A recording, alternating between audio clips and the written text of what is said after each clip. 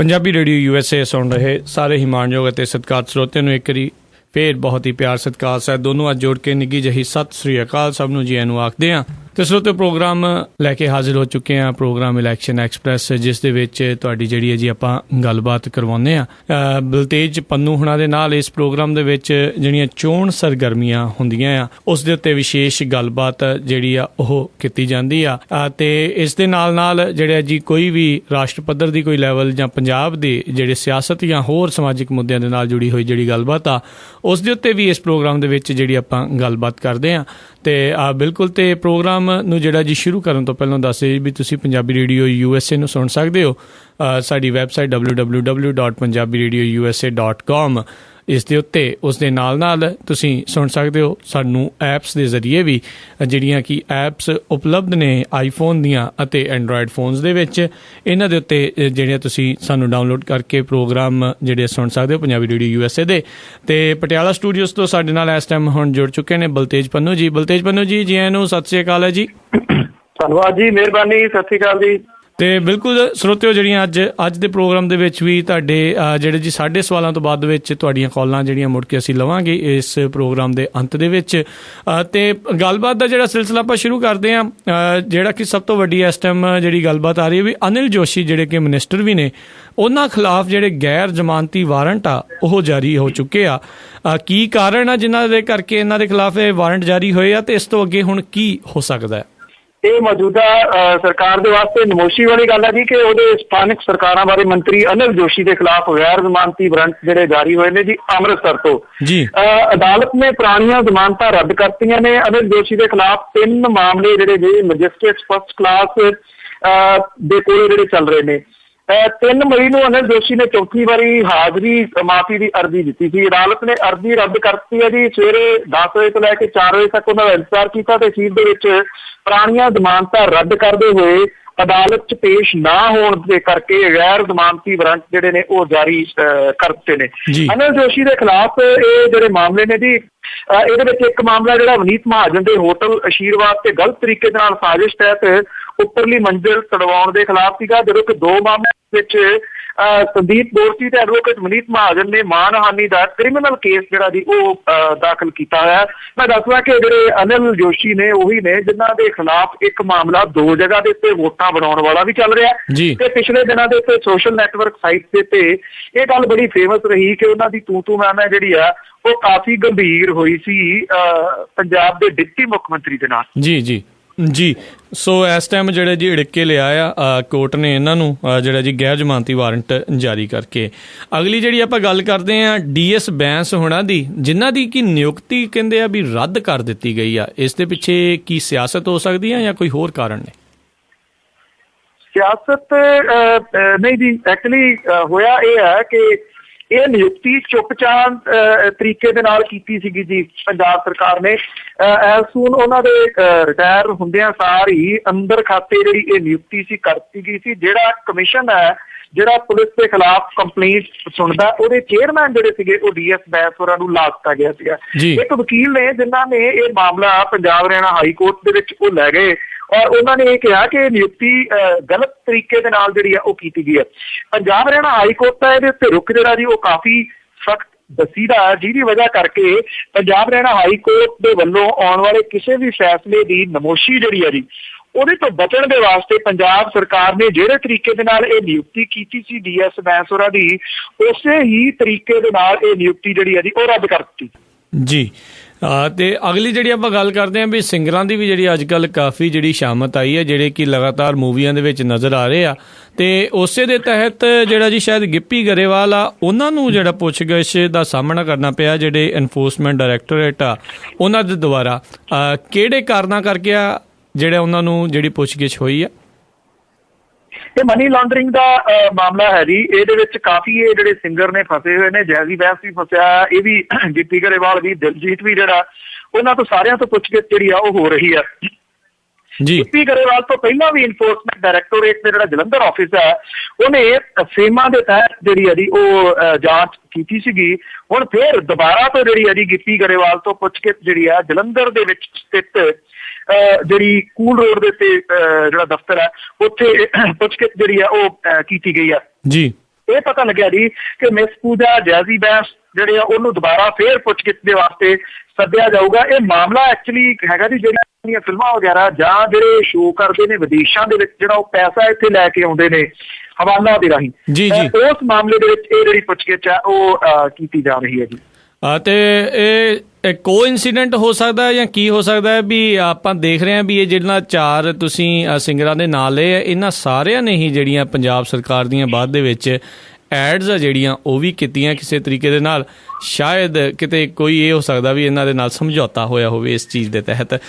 ਤੇ ਅਗਲੀ ਜਿਹੜੀ ਆਪਾਂ ਗੱਲ ਕਰਦੇ ਸੁਖਪਾਲ ਖਹਿਰਾ ਹੋਣਾ ਨੇ ਜਿਹੜਾ ਜੀ ਕਿਹਾ ਵੀ ਵੋਟਾਂ ਦੀ ਜਿਹੜੀ ਪਾਰਦਰਸ਼ਤਾ ਆ ਉਸ ਦੇ ਉੱਤੇ ਕਾਫੀ ਵੱਡੇ ਪ੍ਰਸ਼ਨ ਚਿੰਨ੍ਹ ਨੇ, ਬਹੁਤ ਸਵਾਲ ਨੇ। ਇਸ ਦੇ ਵਿੱਚ ਕੀ ਦਰਸਾਉਣਾ ਚਾਹੁੰਦੇ ਆ ਤੇ ਇਹ ਕੀ ਸਿਰਫ ਹੁਣ ਕੀ ਇਸ ਦੇ ਉੱਤੇ ਲੇਟੈਸਟ ਅਪਡੇਟ ਆ? ਸੁਖਪਾਲ ਸਿੰਘ ਖਹਿਰਾ ਹੋਰਾਂ ਨੇ ਇਹ ਗੱਲ ਕਹੀ ਹੈ ਕਿ ਇੱਕ ਪਾਸੇ ਕਿਹਾ ਜਾ ਰਿਹਾ ਹੈ ਕਿ ਪਾਰਦਰਸ਼ਤਾ ਦੇ ਨਾਲ ਵੋਟਾਂ ਜਿਹੜੀਆਂ ਉਹ ਪਈਆਂ ਨੇ ਜੀ। ਉਹਨਾਂ ਨੇ ਇੱਕ ਫੋਟੋ ਜਿਹੜੀ ਹੈ ਜੀ ਉਹ ਜਾਰੀ ਕੀਤੀ ਹੈ। ਇਹ ਫੋਟੋ ਪ੍ਰਕਾਸ਼ ਸਿੰਘ ਬਾਦਲ ਹੋਰਾਂ ਦੀ ਪੋਤਰੀ ਸੁਖਬੀਰ ਸਿੰਘ ਬਾਦਲ ਹੋਰਾਂ ਦੀ ਧੀ ਦੀ ਹੈ, ਜਿਹਨੇ ਪਹਿਲੀ ਵਾਰੀ ਵੋਟ ਜਿਹੜੀ ਹੈ ਉਹ ਪਾਈ ਹੈ। ਜਦੋਂ ਵੋਟ ਪਾ ਰਹੀ ਹੈ ਉੱਥੇ ਕੋਈ ਹੋਰ ਬੰਦਾ ਜਿਹੜਾ ਨਹੀਂ ਹੋਣਾ ਚਾਹੀਦਾ, ਜਦੋਂ ਕਿ ਉਹਦੇ ਵੋਟ ਪਾਉਣ ਦੀ ਪ੍ਰਕਿਰਿਆ ਨੂੰ ਵੇਖਣ ਦੇ ਵਾਸਤੇ ਸੁਖਬੀਰ ਸਿੰਘ ਬਾਦਲ, ਉਹਨਾਂ ਦੀ ਪਤਨੀ ਹਰਸਿਮਰਤ ਕੌਰ ਬਾਦਲ ਤੇ ਪ੍ਰਕਾਸ਼ ਸਿੰਘ ਬਾਦਲ ਹੋਰੀ ਜਿਹੜੇ ਨੇ ਉਹ ਉੱਪਰੋਂ ਦੀ ਝਾਕ ਰਹੇ ਨੇ, ਉਹਨੂੰ ਬਟਨ ਦੱਬਦੇ ਆ। ਉਹਨਾਂ ਨੇ ਕਿਹਾ ਕਿ ਕੀ ਉਹਦੇ ਉੱਤੇ ਇਤਬਾਰ ਨਹੀਂ ਸੀਗਾ ਕਿ ਉਹ ਕਿਤੇ ਝਾੜੂ ਨੂੰ ਨਾ ਪਾ ਦੇ ਜਾਂ ਕੋਈ ਹੋਰ ਗੱਲ ਹੈ। ਉਹਨਾਂ ਨੇ ਇਸ ਪ੍ਰੈਸ ਕਾਨਫਰੰਸ ਦੇ ਵਿੱਚ ਜਿਹੜੀ ਗੱਲ ਹੈ ਉਹ ਉਠਾਈ ਹੈ। ਇਹ ਆਖਿਆ ਕਿ ਇੱਥੇ ਪਾਰਦਰਸ਼ਤਾ ਜਿਹੜੀ ਆ ਉਹ ਕਿੱਥੇ ਗਈ, ਜਿਹੜਾ ਅੰਦਰ ਅਮਲਾ ਸੀਗਾ ਉਹ ਕਿੱਥੇ ਸੀਗਾ, ਉਹਨੇ ਇਸ ਚੀਜ਼ ਨੂੰ ਰੋਕਿਆ ਕਿਉਂ ਨਾ ਕਿ ਬਟਨ ਦੱਬਣ ਲੱਗਿਆ ਕੋਈ ਬੰਦਾ ਜਿਹੜਾ ਉਹ ਨੇੜੇ ਨਹੀਂ ਹੋ ਸਕਦਾ ਜੀ। ਤੇ ਇਸ ਕਰਕੇ ਸੁਖਪਾਲ ਸਿੰਘ ਖਹਿਰਾ ਉਹਨਾਂ ਦਾ ਪੁਆਇੰਟ ਤਾਂ ਜਿਹੜਾ ਵਧੀਆ ਜੀ। ਹੁਣ ਹੋ ਸਕਦਾ ਕਿਤੇ ਅਮਲੇ ਦੀ ਇਸ ਪੱਖੋਂ ਸ਼ਾਮਤ ਨਾ ਆ ਜਾਏ ਕਿ ਫੋਟੋ ਖਿੱਚੀ ਕੀ ਨੇ। ਜੀ ਜੀ ਜੀ ਬਿਲਕੁਲ। ਤੇ ਅਗਲੀ ਜਿਹੜੀ ਆਪਾਂ ਗੱਲ ਕਰਦੇ ਹਾਂ, ਜਿਹੜਾ ਰਾਮਦੇਵ ਬਾਬਾ ਜਿਹਨੂੰ ਤੁਸੀਂ ਬੇਲਗਾਮ ਬਾਬਾ ਵੀ ਕਹਿੰਦੇ, ਉਸ ਦੇ ਖਿਲਾਫ ਜਿਹੜਾ ਪੰਜਾਬ ਦੇ ਵਿੱਚ ਇੱਕ ਪਰਚਾ ਜਿਹੜਾ ਜੀ ਦਰਜ ਹੋ ਗਿਆ ਆ, ਉਸ ਦੇ ਖਿਲਾਫ ਦਰਜ ਹੋਇਆ ਆ। ਕੀ ਕਾਰਨ ਹੈ ਇਸ ਪਰਚੇ ਦੇ? ਇਸ ਵੇਲੇ ਤਾਂ ਇਹਦਾ ਨਾਮ FIR ਬਾਬਾ ਹੀ ਚਾਹੀਦਾ ਜੀ।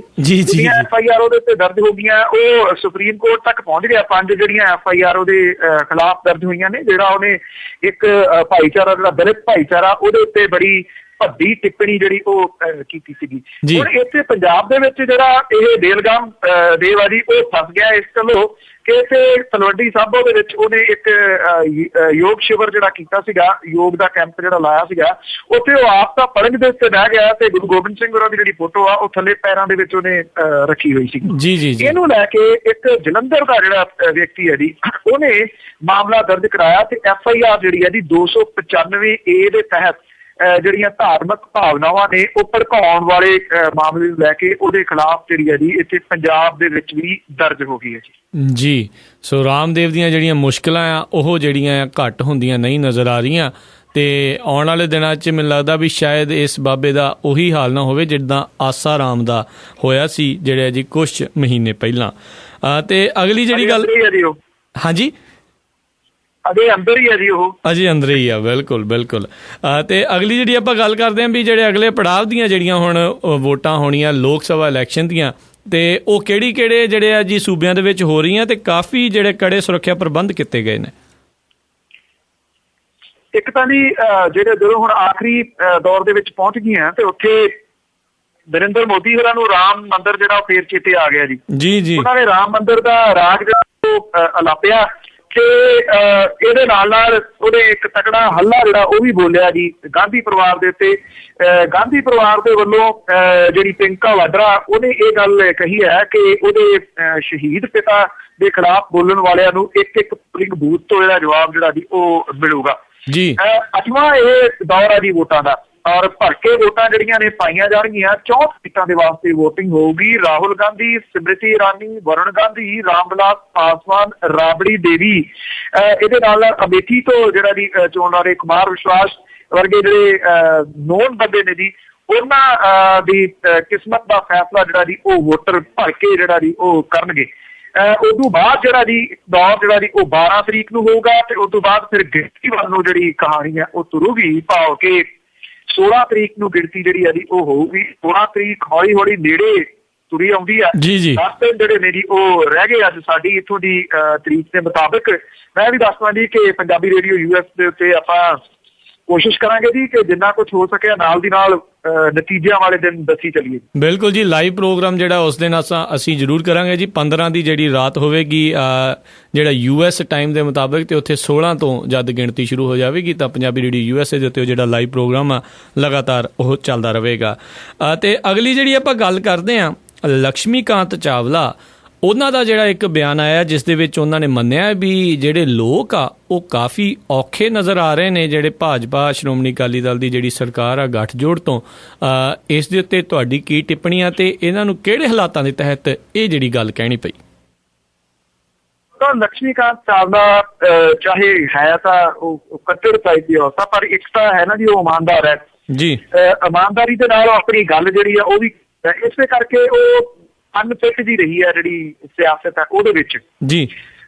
ਉਹ ਹਮੇਸ਼ਾ ਜਿਹੜੀ ਗੱਲ ਖੜਕਾ ਕੇ ਕਿ ਪੰਜਾਬ ਦੀ ਜਿਹੜੀ ਭਾਜਪਾ ਸਰਕਾਰ ਆ ਇਹਦੇ ਤੋਂ ਲੋਕ ਬੜੇ ਔਖੇ ਨੇ। ਉਹਨੇ ਇੱਥੋਂ ਤੱਕ ਕਹਿਤਾ ਕਿ ਜਿਹੜੀਆਂ 2017 ਦੇ ਵਿੱਚ ਚੋਣਾਂ ਹੋਣੀਆਂ ਵਿਧਾਨ ਸਭਾ ਦੀਆਂ, ਜਿਹਦੇ ਵਿੱਚ ਲੋਕ ਜਿਹੜਾ ਉਹ ਸਬਕ ਸਿਖਾਉਣਗੇ, ਹਿਸਾਬ ਕਿਤਾਬ ਜਿਹੜਾ ਜੀ ਉਹ ਅਕਾਲੀ ਭਾਜਪਾ ਤੋਂ ਜਿਹੜਾ ਲੈਣਗੇ। ਵੈਸੇ ਉਦੋਂ ਪਹਿਲਾਂ ਵਾਲੀ ਗੱਲ ਇਹ ਵੀ ਕਹੀ ਜਾ ਸਕਦੀ ਹੈ ਜੀ, ਦੇਖੋ ਨਾ ਤਾਂ ਮੁੱਖ ਮੰਤਰੀ, ਨਾ ਡਿਪਟੀ ਮੁੱਖ ਮੰਤਰੀ, ਨਾ ਚੋਣਾਂ ਲੜਨ ਵਾਲੇ ਕਿਸੇ ਨੇ ਇਹ ਵੀ ਨਹੀਂ ਕਿਹਾ ਕਿ ਉਹ ਲੋਕਾਂ ਦਾ ਇਸ ਪੱਖੋਂ ਹੀ ਧੰਨਵਾਦ ਕਰ ਦੇਣ ਕਿ ਲਓ ਜੀ ਤੁਸੀਂ ਵੋਟਾਂ ਠੀਕ ਠਾਕ ਅਮਨ ਅਮਾਨ ਦੇ ਨਾਲ ਜਿਹੜੀਆਂ ਜੀ ਉਹ ਪਾ ਲਈਆਂ ਨੇ। ਇਹ ਵੀ ਕਰਨਾ ਜਿਹੜਾ ਜੀ ਉਹ ਭੁੱਲ ਗਏ, ਜਾਂ ਤਾਂ ਘਬਰਾ ਹੀ ਇੰਨਾ ਕੁ ਗਏ ਨੇ ਜਾਂ ਕੋਈ ਹੋਰ ਗੱਲ ਹੈ ਜਿਹਦੀ ਵਜ੍ਹਾ ਕਰਕੇ ਜਿਹੜਾ ਸੈਕਟਰੀਏਟ ਆ ਜੀ ਉਹ ਵੀ ਸੁੰਨਸਾਨ ਪਿਆ ਰਿਹਾ। ਕੱਲ ਵੀ ਕੋਈ ਜਿਹੜਾ ਜੀ ਅਜੇ ਤੱਕ ਆਪਣੇ ਦਫ਼ਤਰ ਦੇ ਵਿੱਚ ਉੱਥੇ ਵੜਿਆ ਨਹੀਂ। ਸਣੇ ਮੁੱਖ ਮੰਤਰੀ ਸ਼ਾਇਦ ਕੁਝ ਚੀਜ਼ਾਂ ਜਿਹੜੀਆਂ ਨੇ ਨਾ ਉਹਨਾਂ ਨੂੰ ਜਜ਼ਬ ਕਰ ਸਕਣਾ, ਪਹੁੰਚਾਉਣਾ ਬੜਾ ਔਖਾ ਹੁੰਦਾ। ਸੋ ਹੌਲੀ ਹੌਲੀ ਮੇਰਾ ਖਿਆਲ ਸ਼ਾਇਦ ਯੂਜ਼ ਟੂ ਹੋਣਗੇ। ਪਰ ਲਕਸ਼ਮੀ ਕਾਂਤ ਚਾਵਲਾ ਦਾ ਜਿਹੜਾ ਬਿਆਨ ਹੈ ਜੀ ਉਹ ਭਾਜਪਾ ਦੇ ਵਾਸਤੇ ਵੀ ਉਹਨਾਂ ਨੂੰ ਵੀ ਔਖਾ ਹੋ ਜਾਣਾ ਜੀ ਇਹਨੂੰ ਬਰਦਾਸ਼ਤ ਕਰਨਾ, ਤੇ ਅਕਾਲੀਆਂ ਦੇ ਵਾਸਤੇ ਤਾਂ ਹੋਣਾ ਹੀ ਹੈ ਜੀ, ਕਿਉਂਕਿ ਦੋਵਾਂ ਨੂੰ ਉਹਦੇ ਲੰਮੇ ਹੱਥੀ ਲਿਆ ਜੀ ਜੀ। ਤੇ ਅਗਲੀ ਜਿਹੜੀ ਆਪਾਂ ਗੱਲ ਕਰਦੇ ਹਾਂ ਵੀ ਜਿਹੜੇ ਕਿਸਾਨਾਂ ਦੇ ਨਾਲ ਜੁੜੀ ਹੋਈ ਆ, ਜਿੱਥੇ ਜਿਹੜਾ ਜੀ ਮੀਂਹ ਹਨੇਰੀ ਝੱਖੜ ਦੇ ਕਰਕੇ ਜਿਹੜੇ ਕਿਸਾਨਾਂ ਦੀ ਜਿਹੜੀ ਕਣਕ ਆ ਉਹ ਇਸ ਟਾਈਮ ਮੰਡੀਆਂ ਦੇ ਵਿੱਚ ਰੁਲ ਵੀ ਰਹੀ ਆ, ਉਸ ਦੇ ਉੱਤੇ ਜਿਹੜਾ ਜੀ ਕੀ ਤੁਹਾਡਾ ਕਹਿਣਾ, ਤੇ ਕੀ ਸਰਕਾਰ ਇਹਨਾਂ ਦੀ ਜਿਹੜੀ ਕਣਕ ਚੱਕਣ ਦੀ ਜਿਹੜੀ ਪ੍ਰਕਿਰਿਆ ਉਸ ਨੂੰ ਤੇਜ਼ ਕਰ ਰਹੀ ਆ, ਚੱਕੀ ਜਾ ਰਹੀ ਆ? ਨਹੀਂ, ਇਹ ਪਤਾ ਨਹੀਂ ਜੀ। ਇੱਕ ਤਾਂ ਇਹ ਗੱਲ ਹੈ ਕਿ ਅਕਾਲੀਆਂ ਨੂੰ ਇਹ ਕਮ ਸੇ ਕਮ ਕੈਪਟਨ ਅਮਰਿੰਦਰ ਸਿੰਘ ਤੋਂ ਇਹ ਗੱਲ ਚੀਜ਼ ਜਿਹੜੀ ਸਿੱਖਣੀ ਚਾਹੀਦੀ ਹੈ ਕਿ ਉਹ ਕਿਵੇਂ ਜਦੋਂ 5 ਸਾਲ ਉਹ ਮੁੱਖ ਮੰਤਰੀ ਰਹੇ। ਇਹ ਤਾਂ ਗੱਲ ਜਿਹੜੀ ਮੰਨਣ ਵਾਲੀ ਹੈ, ਸਾਰੇ ਮੰਨਦੇ ਨੇ ਕਿ ਮੰਡੀਆਂ 'ਚ ਇੱਕ ਦਿਨ ਵੀ ਨਹੀਂ ਸੀ ਰੋਲਣਾ ਪੈਂਦਾ ਹੁੰਦਾ ਕਿਸੇ ਨੂੰ, ਪਰ ਇਹਨਾਂ ਤੋਂ ਕੰਮ ਜਿਹੜਾ ਉਹ ਸੂਤ ਹੀ ਨਹੀਂ ਹੋਇਆ ਕਿਸੇ ਵੀ ਤਰੀਕੇ ਨਾਲ, ਉਦਾਂ ਹੀ ਚੱਲੀ ਜਾਂਦਾ। ਬੜੇ ਵੱਡੇ ਵੱਡੇ ਅੰਬਾਰ ਜਿਹੜੇ ਨੇ, ਕੱਲ੍ਹ ਵੀ ਮੈਂ ਜਾ ਕੇ ਆਇਆ ਕੁਝ ਥਾਵਾਂ ਦੇ ਉੱਤੇ, ਅੰਬਾਰ ਜਿਹੜੇ ਨੇ ਵੱਡੇ ਲੱਗੇ ਹੋਏ ਨੇ। ਅੱਗੋਂ ਜਿਹੜੀ ਲਿਫਟਿੰਗ ਆ ਨਾ ਜੀ ਉਹ ਨਹੀਂ ਹੋ ਰਹੀ। ਜਦੋਂ ਲਿਫਟਿੰਗ ਨਹੀਂ ਹੋ ਰਹੀ ਤੇ ਅੱਗੋਂ ਜਿਹੜੀ ਆ ਜੀ ਕਣਕ ਜਿਹੜੀ ਆ ਰਹੀ ਹੈ ਉਹ ਵਿਕ ਨਹੀਂ ਰਹੀ। ਉਂਝ ਵੈਸੇ ਵਾਢੀ ਤਾਂ ਬਹੁਤੀ ਜਿਹੜੀ ਆ ਉਹ ਖਤਮ ਹੋ ਗਈ ਹੈ ਜੀ, ਕਿਤੇ ਟਾਵੀ ਭਾਵੇਂ ਰਹਿੰਦੀ ਹੋਵੇ। ਜਿਹੜਾ ਮੀਂਹ ਤੇ ਝੱਖੜ ਆਇਆ ਜੀ ਕੱਲ, ਉਹਦੇ ਨਾਲ ਜਿਹੜੇ ਕਿਸਾਨ ਮੰਡੀਆਂ 'ਚ ਰੁਲ ਰਹੇ ਨੇ ਜੀ ਉਹਨਾਂ ਦੇ ਵਾਸਤੇ ਮੁਸੀਬਤ ਜਿਹੜੀ ਇਹ ਲੈ ਕੇ ਆਇਆ, ਕਿਉਂਕਿ ਕਣਕ ਜਿਹੜੀ ਆ ਉਹ ਭਿੱਜ ਗਈ ਆ। ਜਦੋਂ ਭਿੱਜ ਗਈ ਆ ਤੇ ਖਰੀਦਣ ਵਾਲਿਆਂ ਨੇ ਤਾਂ ਇਹੀ ਕਹਿਣਾ ਨਾ ਜੀ ਗਿੱਲੀ ਹੈ। ਉਹਨਾਂ ਦੀਆਂ ਮੁਸੀਬਤਾਂ ਜਿਹੜੀਆਂ ਕੁਝ ਹੋਰ ਦਿਨਾਂ ਦੇ ਵਾਸਤੇ ਵੱਧ ਗਈਆਂ ਨੇ ਜੀ। ਬੇਸ਼ੱਕ ਸ਼ਹਿਰੀ ਜਿਹੜੇ ਨੇ ਉਹ ਜ਼ਰੂਰ ਕਹਿੰਦੇ ਹੋਣ ਕਿ ਪਲੈਜ਼ੈਂਟ ਵੈਦਰ ਜਿਹੜਾ ਨਾ ਜੀ ਉਹ ਹੋ ਗਿਆ, ਬੜਾ ਸ਼ਾਨਦਾਰ ਮੌਸਮ ਹੋ ਗਿਆ, ਪਰ ਉਹਨਾਂ ਨੂੰ ਪਤਾ ਜਿਨ੍ਹਾਂ ਨੇ ਪੁੱਤਾਂ ਧੀਆਂ ਵਾਂਗੂ ਪਾਲੀ ਜਿਹੜੀ ਫਸਲ ਹੈ ਜਦੋਂ ਹੁਣ ਵਿਕਣ ਦੇ ਉੱਤੇ ਆਈ ਹੈ ਤੇ ਉਹਨਾਂ ਨੂੰ ਕਿਹੋ ਜਿਹੀ ਹਾਲਤ ਦੇ ਵਿੱਚੋਂ ਲੰਘਣਾ ਪੈ ਰਿਹਾ ਜੀ। ਤੇ ਅਗਲੀ ਜਿਹੜੀ ਆਪਾਂ ਗੱਲ ਕਰਦੇ ਹਾਂ ਬਲਤੇਜ ਪੰਨੂ ਜੀ, ਆਪਾਂ ਜਦੋਂ ਪਹਿਲਾਂ ਗੱਲ ਕਰ ਰਹੇ ਸੀ ਤੁਸੀਂ ਦੱਸਿਆ ਵੀ ਦੋ ਜਿਹੜੇ ਕਾਰਨਾਂ ਕਰਕੇ ਜਿਹੜੀ ਪੰਜਾਬ ਦੀ ਨੌਜਵਾਨੀ ਹੈ ਤੇ ਪੰਜਾਬ ਦੇ ਵਿੱਚ ਜਿਹੜੀਆਂ ਮੌਤਾਂ ਬਹੁਤ ਵੱਧ ਹੋ ਰਹੀਆਂ, ਇੱਕ ਨਸ਼ਿਆਂ ਦੇ ਕਰਕੇ ਤੇ ਦੂਜੀ ਸੜਕ ਹਾਦਸਿਆਂ ਕਰਕੇ। ਕੱਲ੍ਹ ਵੀ ਜਿਹੜਾ ਜੀ ਕਾਫੀ ਭਿਆਨਕ ਜਿਹੜਾ ਕਹਿ ਸਕਦੇ ਹਾਂ ਮਾੜਾ ਦਿਨ ਰਿਹਾ ਪੰਜਾਬ ਦੀਆਂ ਸੜਕਾਂ ਵਾਸਤੇ। ਕੁੱਲ ਜਿਹੜੀਆਂ 11 ਮੌਤਾਂ ਜਿਹੜੀਆਂ ਹੋਈਆਂ ਆ, ਇਸ ਦੇ ਉੱਤੇ ਤੁਹਾਡੀ ਕੀ ਟਿੱਪਣੀ ਹੈ ਤੇ ਕੀ ਜਿਹੜਾ ਜੀ ਕਿੰਨਾ ਦੇ ਵੱਲੋਂ ਇਹ ਕੋਈ ਮੁਹਿੰਮ ਚੱਲ ਰਹੀ ਆ ਵੀ ਇਸ ਨੂੰ ਕਿੱਦਾਂ ਸੁਰੱਖਿਅਤ ਬਣਾਇਆ ਜਾ ਸਕੇ? ਲੋਕਾਂ ਦੇ ਵਿੱਚ ਕਾਹਲੀ ਦਾ ਕਾਰਨ ਆ ਕਿ ਸਰਕਾਰ ਦੀ ਜਿਹੜਾ ਜੀ ਉਹ ਕੁਛ ਇਸ ਦੇ ਉੱਤੇ ਦੇਖ ਨਹੀਂ ਰਹੀ? ਦੋ ਤਿੰਨ ਚੀਜ਼ਾਂ ਇਹਦੇ ਵਿੱਚ ਖਾਸ ਤੌਰ ਦੇ ਉੱਤੇ ਜਿਹੜੀਆਂ ਦੀ ਮੈਂ ਸਮਝਦਾ ਕਿ ਉਹ ਕਾਰਨ ਬਣਦੀਆਂ ਨੇ। ਇੱਕ ਤਾਂ ਲੋਕ ਜਿਹੜੇ ਨੇ ਇਹਨਾਂ ਦੀ, ਮੈਂ ਵੱਡਾ ਕਸੂਰ ਲੋਕਾਂ ਦਾ ਗਿਣਦਾ। ਲੋਕਾਂ ਕੋਲ ਆ ਗਈਆਂ ਸੈਂਸ ਨਹੀਂ ਆਈ ਜੀ। ਕਿਸੇ ਨੂੰ ਇਹ ਨਹੀਂ ਪਤਾ ਕਿ ਉਹਨੇ ਕਿੰਨੀ ਸਪੀਡ ਦੇ ਉੱਤੇ ਚਲਾਉਣੀ ਹੈ, ਅੱਗੋਂ ਟੇਕ ਓਵਰ ਜਿਹੜਾ ਜੀ ਉਹ ਤੁਸੀਂ ਕਿਵੇਂ ਕਰਨਾ।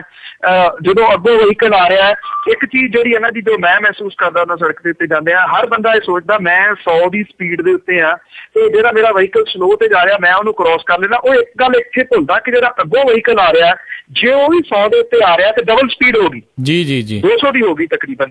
ਸੋ ਕਿੰਨੀ ਤੇਜ਼ੀ ਦੇ ਨਾਲ ਉਹ ਜਿਹੜਾ ਉਹਦੇ ਵੱਲ ਨੂੰ ਵੱਧ ਰਿਹਾ, ਉਹ ਜੱਜਮੈਂਟ ਜਿਹੜੀ ਹੈ ਨਾ ਜੀ, ਉਹ ਬਹੁਤ ਘੱਟ ਲੋਕਾਂ ਨੂੰ ਹੈ ਇੱਥੇ ਜਿਹੜੀ, ਉਹ ਮੇਨ ਹਾਦਸਿਆਂ ਦਾ ਕਾਰਨ ਬਣਦੇ ਆ। ਪ੍ਰਾਈਵੇਟ ਬੱਸਾਂ ਵਾਲੇ ਜਿਹੜੇ ਨੇ ਉਹ ਬਹੁਤ ਵੱਡਾ ਹਾਦਸਿਆਂ ਦਾ, ਟਰੱਕਾਂ ਵਾਲੇ ਜਿਹੜੇ ਨੇ ਉਹ ਬਹੁਤ ਵੱਡਾ ਹਾਦਸਿਆਂ ਦਾ ਕਾਰਨ ਹੈ। ਪ੍ਰਾਈਵੇਟ ਬੱਸਾਂ ਵਾਲੇ ਇਸ ਵੇਲੇ ਬੰਦੇ ਜਿੰਨੇ ਮਾਰ ਰਹੇ ਨੇ ਪੰਜਾਬ ਦੇ ਵਿੱਚ, ਇਹਨੇ ਸ਼ਾਇਦ ਕੋਈ ਵੀ ਜਿਹੜਾ ਉਹ ਨਹੀਂ ਮਾਰ ਰਿਹਾ। ਖਾਸ ਤੌਰ ਦੇ ਉੱਤੇ ਇੱਕ ਪਰਿਵਾਰ ਦੀਆਂ ਜਿਹੜੀਆਂ ਬੱਸਾਂ ਨੇ, ਬਾਦਲ ਪਰਿਵਾਰ ਦੀਆਂ, ਉਹ ਹਾਦਸਿਆਂ ਦਾ ਪ੍ਰਮੁੱਖ ਕਾਰਨ ਨੇ ਇੱਥੇ ਪੰਜਾਬ ਦੇ ਵਿੱਚ।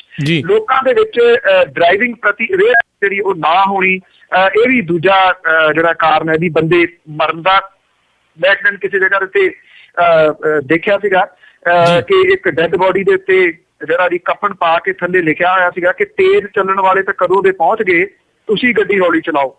ਆਪਕੇ ਤੇਜ਼ ਚੱਲਣ ਵਾਲੇ ਤਾਂ ਜਿਹੜੇ ਉਹ ਪਹੁੰਚ ਗਏ। ਔਰ ਇਹ ਪੰਜਾਬ ਦੀਆਂ ਸੜਕਾਂ ਦੇ ਉੱਤੇ ਨਾ ਜਿਹੜਾ ਅਸਲ ਦੇ ਵਿੱਚ ਇਹ ਢੁੱਕਦੀ ਹੈ ਜੀ ਗੱਲ।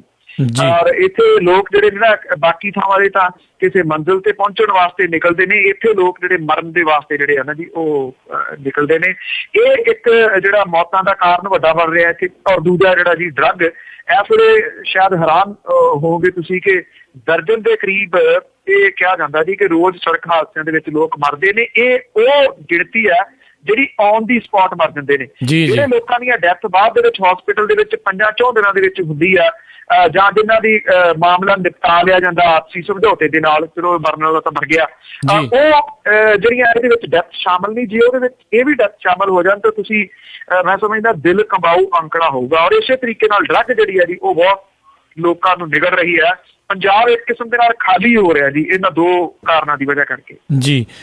ਤੇ ਅਗਲੀ ਜਿਹੜੀ ਆਪਾਂ ਗੱਲ ਕਰਦੇ ਹਾਂ, ਜਿਸ ਦੇ ਵਿੱਚ ਮੈਕਡੋਨਲਡ ਦੇ ਵੱਲੋਂ ਇਹ ਕਿਹਾ ਗਿਆ ਵੀ ਉਹ 2 ਵੈਜੀਟੇਰੀਅਨ ਰੈਸਟੋਰੈਂਟ ਆ ਉਹ ਸ਼ੁਰੂ ਕਰ ਰਹੇ ਆ ਜੀ। ਇਹ ਜਿਹੜੇ ਜਦੋਂ ਮੈਕਡੋਨਲਡ ਦਾ ਨਾਮ ਆਉਂਦਾ ਤੇ ਉਹ ਵੈਜੀਟੇਰੀਅਨ ਹੋਵੇ, ਇਹ ਥੋੜੀ ਜਿਹੀ ਅਜੀਬ ਗੱਲ ਜਿਹੜੀ ਹੈ ਜੀ ਕਈਆਂ ਨੂੰ ਲੱਗੂਗੀ। ਪਰ ਕਿਉਂਕਿ ਤੁਹਾਨੂੰ ਪਤਾ ਜੀ ਬਿਜ਼ਨਸਮੈਨ ਨੇ, ਉਹਨਾਂ ਨੂੰ ਪਤਾ ਕਿ ਕਿੱਥੋਂ ਕਿਹੜੇ ਤਰੀਕੇ ਨਾਲ ਪੈਸੇ ਬਣ ਸਕਦੇ ਨੇ, ਤਾਂ ਉਹਨਾਂ ਨੇ 2 ਵੈਜੀਟੇਰੀਅਨ, ਪਿਓਰ ਵੈਜੀਟੇਰੀਅਨ ਰੈਸਟੋਰੈਂਟ ਜਿਹੜੇ ਵਿਸ਼ਵ ਦੇ ਪਹਿਲੇ ਹੋਣਗੇ ਜੀ, ਇਹ ਖੋਲਣ ਦਾ ਐਲਾਨ ਜਿਹੜਾ ਕੀਤਾ। ਇਹਦੇ ਵਿੱਚੋਂ ਇੱਕ ਤਾਂ ਜਿਹੜਾ ਰੈਸਟੋਰੈਂਟ ਹੈ ਜੀ ਇਹ ਖੁੱਲ ਰਿਹਾ ਇੱਥੇ ਅੰਮ੍ਰਿਤਸਰ ਦੇ ਵਿੱਚ, ਦਰਬਾਰ ਸਾਹਿਬ ਦੇ ਨੇੜੇ ਕਿਤੇ ਸ਼ਾਇਦ, ਜਿਹੜੀ ਮਾਲ ਬਣ ਰਹੀ ਹੈ ਸ਼ਾਇਦ ਜ਼ਮੀਨ ਦੋਜ਼, ਉੱਥੇ ਖੁੱਲ ਰਿਹਾ।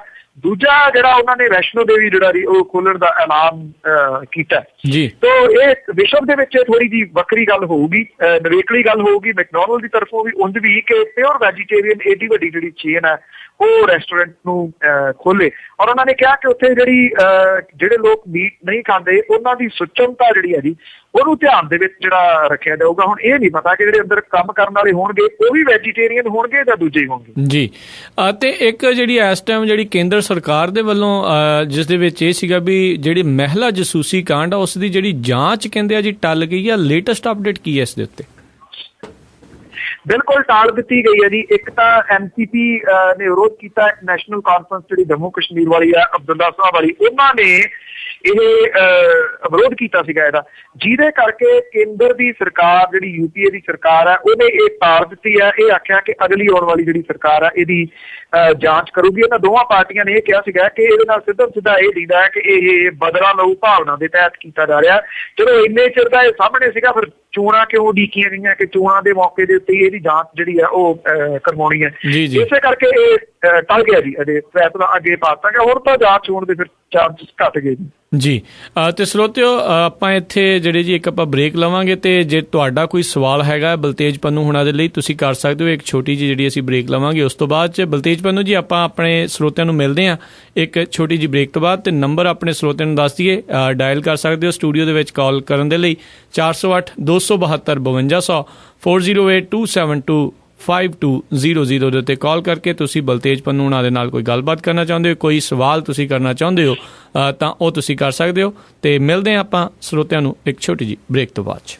ਪੰਜਾਬੀ ਰੇਡੀਓ USA ਸੁਣ ਰਹੇ ਸਾਰੇ ਹੀ ਮਾਣਯੋਗ ਅਤੇ ਸਤਿਕਾਰ ਸਰੋਤਿਆਂ ਨੂੰ ਇੱਕ ਵਾਰੀ ਫੇਰ ਬਹੁਤ ਹੀ ਪਿਆਰ ਸਤਿਕਾਰ ਸਹਿ ਦੋਨੋਂ ਜੋੜ ਕੇ ਨਿੱਘੀ ਜਿਹੀ ਸਤਿ ਸ਼੍ਰੀ ਅਕਾਲ ਸਭ ਨੂੰ ਜੀ ਆਇਆਂ ਨੂੰ ਆਖਦੇ ਹਾਂ। ਬਲਤੇਜ ਪੰਨੂ ਜੀ, ਜੀ ਆਇਆਂ ਨੂੰ ਸਤਿ ਸ਼੍ਰੀ ਅਕਾਲ ਹੈ ਜੀ ਇੱਕ ਵਾਰੀ ਫੇਰ। ਧੰਨਵਾਦ ਜੀ, ਸਤਿ ਸ਼੍ਰੀ ਅਕਾਲ ਜੀ। ਤੇ ਸਰੋਤਿਓ ਬਿਲਕੁਲ ਤੁਸੀਂ ਜਿਹੜਾ ਜੀ ਹੁਣ ਆਪਣੇ ਜਿਹੜੇ ਕੋਈ ਸਵਾਲ ਹੈਗੇ ਜੇ ਤੁਸੀਂ ਪੁੱਛਣਾ ਚਾਹੁੰਦੇ ਹੋ ਬਲਤੇਜ ਪੰਨੂ ਹੁਣਾਂ ਨੂੰ, ਉਹ ਤੁਸੀਂ ਪੁੱਛ ਸਕਦੇ ਹੋ। ਨੰਬਰ 408-272-52 ਦੇ ਉੱਤੇ ਤਾਂ ਵਾਰੀ ਸਿਰ ਕਰਕੇ ਆਪਾਂ ਆਪਣੇ ਕਾਲਰਸ ਨੂੰ ਲੈਂਦੇ ਹਾਂ। ਸਭ ਤੋਂ ਪਹਿਲੇ ਕਾਲਰ ਸਾਡੇ ਨਾਲ ਜੁੜੇ ਨੇ ਵਿੱਕੀ ਜੀ। ਸਤਿ ਸ਼੍ਰੀ ਅਕਾਲ ਜੀ, ਜੀ ਆਇਆਂ ਨੂੰ। ਕੀ ਸਵਾਲ ਹੈ ਜੀ ਤੁਹਾਡਾ? ਹੈਲੋ, ਸਤਿ ਸ਼੍ਰੀ ਅਕਾਲ ਜੀ। ਸਵਾਲ ਹੈ ਮੇਰਾ ਉਹ ਸੁਮਿਤੋ ਰਾਓ ਬਾਰੇ, ਉਹਨਾਂ ਬਾਰੇ ਕੀ ਅਪਡੇਟ ਅੱਜ ਕੱਲ੍ਹ ਜਿਨ੍ਹਾਂ ਨੇ ਲੋਕਾਂ ਦੇ ਪੈਸੇ ਬਾਰੇ ਚੱਕਰ ਚੱਲਿਆ ਸੀਗਾ। ਦੂਸਰਾ ਆਪਣਾ ਬਾਬਾ ਰਾਮਦੇਵ ਬਾਰੇ ਹੈਗਾ ਜੀ, ਕਿ ਜਿੱਦਾਂ ਉਹਨਾਂ ਨੇ ਪਹਿਲਾਂ ਵੀ ਕਈ ਵਾਰ FIR ਦਰਜ ਹੋਈਆਂ, ਪਹਿਲਾਂ ਵੀ ਜੋ ਹੁਣ ਵੀ ਹੋਈਆਂ, ਕੀ ਇਹਨਾਂ ਤੇ ਕਾਰਵਾਈ ਹੋਊਗੀ ਜਾਂ ਬਸ FIR ਦਰਜ ਹੀ ਰਹਿ ਜਾਣਗੀਆਂ ਜੀ? ਦੇਖੋ, ਕਾਰਵਾਈ ਹੋਣੀ ਇਹ ਤਾਂ ਨਹੀਂ ਕਿਹਾ ਜਾ ਸਕਦਾ ਕਾਰਵਾਈ ਹੋਊਗੀ ਜਾਂ ਨਹੀਂ ਹੋਊਗੀ, ਇਹਦਾ ਤਾਂ ਜਵਾਬ ਜਿਹੜਾ ਜੀ ਪ੍ਰਸ਼ਾਸਨ ਹੀ ਦੇ ਸਕਦਾ। ਹੁਣ ਵੈਸੇ ਇੰਨਾ ਕਿ ਪਿਛਲਾ ਤਜਰਬਾ ਤਕਰੀਬਨ ਇਹ ਦੱਸਦਾ ਹੈ ਕਿ ਜਿਹੜੇ ਚੋਣਾਂ ਦੇ ਦੌਰਾਨ ਹੁੰਦੀਆਂ FIR ਨੇ, ਇਹ ਬਹੁਤੀਆਂ ਬਸ ਐ ਹੀ ਲੰਘ ਲੁੰਘ ਜਾਂਦੀਆਂ ਜੀ, ਖੱਜਲ ਖੁਆਰੀ ਵੀ ਦੇ ਵਿੱਚ ਹੀ। ਬਹੁਤੀਆਂ ਸਿਰੇ ਜਿਹੜੀਆਂ ਉਹ ਨਹੀਂ ਚੜ੍ਹਦੀਆਂ। ਦੂਜੀ ਪਿੱਛੇ ਸਮਿਤੋ ਰਾਓ ਦੇ ਬਾਰੇ ਦੇ ਵਿੱਚ ਸਹਾਰਾ ਗਰੁੱਪ ਵਾਲੇ ਦੇ, ਉਹਨੂੰ ਅਜੇ ਵੀ ਖੈਰ ਜਿਹੜੀ ਆ ਉਹ ਨਹੀਂ ਪਈ। ਸੁਪਰੀਮ ਕੋਰਟ ਜਿਹੜੀ ਆ ਉਹਦੀ ਗੱਲ ਮੰਨ ਨਹੀਂ ਰਹੀ, ਉਹ ਅਜੇ ਵੀ ਜੇਲ੍ਹ ਦੀ ਦਾਲ ਪੀ ਰਿਹਾ ਜੀ, ਅੰਦਰ ਹੀ ਆ ਜੀ। ਤੇ ਅਗਲੇ ਕਾਲਰ ਲੈਣੇ ਸਾਡੇ ਨਾਲ ਜੁੜੇ ਨੇ ਸਨੀ ਜੀ। ਸਨੀ ਜੀ, ਜੀ ਆਇਆਂ ਨੂੰ। ਸਤਿ ਸ਼੍ਰੀ ਅਕਾਲ। ਸਤਿ ਸ਼੍ਰੀ ਅਕਾਲ ਭਾਜੀ। ਸਤਿ ਸ਼੍ਰੀ ਅਕਾਲ ਜੀ। ਕੀ ਸਵਾਲ ਹੈ ਜੀ ਤੁਹਾਡਾ? ਭਾਜੀ ਮੇਰਾ ਸਵਾਲ ਇਹ ਹੈ ਵੀ ਪੰਜਾਬ ਦੇ ਵਿੱਚ ਇੰਨਾ ਨਸ਼ਾ ਵਿਕ ਰਿਹਾ ਹੈ, ਸਾਰਾ ਕੁਝ ਸ਼ਰੇਆਮ ਹੋ ਰਿਹਾ ਹੈ, ਸਾਡੇ ਬੱਚੇ ਜਿਹੜੇ ਨੇ ਡਰੱਗਾਂ ਦੇ ਉੱਤੇ ਲੱਗ ਗਏ ਨੇ, ਸਾਡੀ ਜਿਹੜੀ ਸਰਕਾਰ ਆ ਸ਼ਰੇਆਮ ਵੇਚ ਰਹੀ ਹੈ। ਅਸੀਂ ਲੋਕ ਕਦੋਂ ਜਾਗਾਂਗੇ? ਸਾਨੂੰ ਜਗਾਉਣ ਵਾਲਾ ਕੌਣ ਉੱਠੇਗਾ? ਕੀ ਜਿਹੜੇ ਭਗਤ ਸਿੰਘ ਹੋਣੀ ਨੇ, ਰਾਜਗੁਰੂ ਹੋਣੇ ਨੇ, ਉਹਨਾਂ ਦੇ ਸੁਪਨੇ ਜਿਹੜੇ ਸੀਗੇ ਉਹ ਏਦਾਂ ਹੀ ਰੁਲ ਜਾਣਗੇ ਜਾਂ ਕੋਈ ਅਸੀਂ ਸੱਚ ਕਰਾਂਗੇ ਉਹਨਾਂ ਨੂੰ ਜੀ?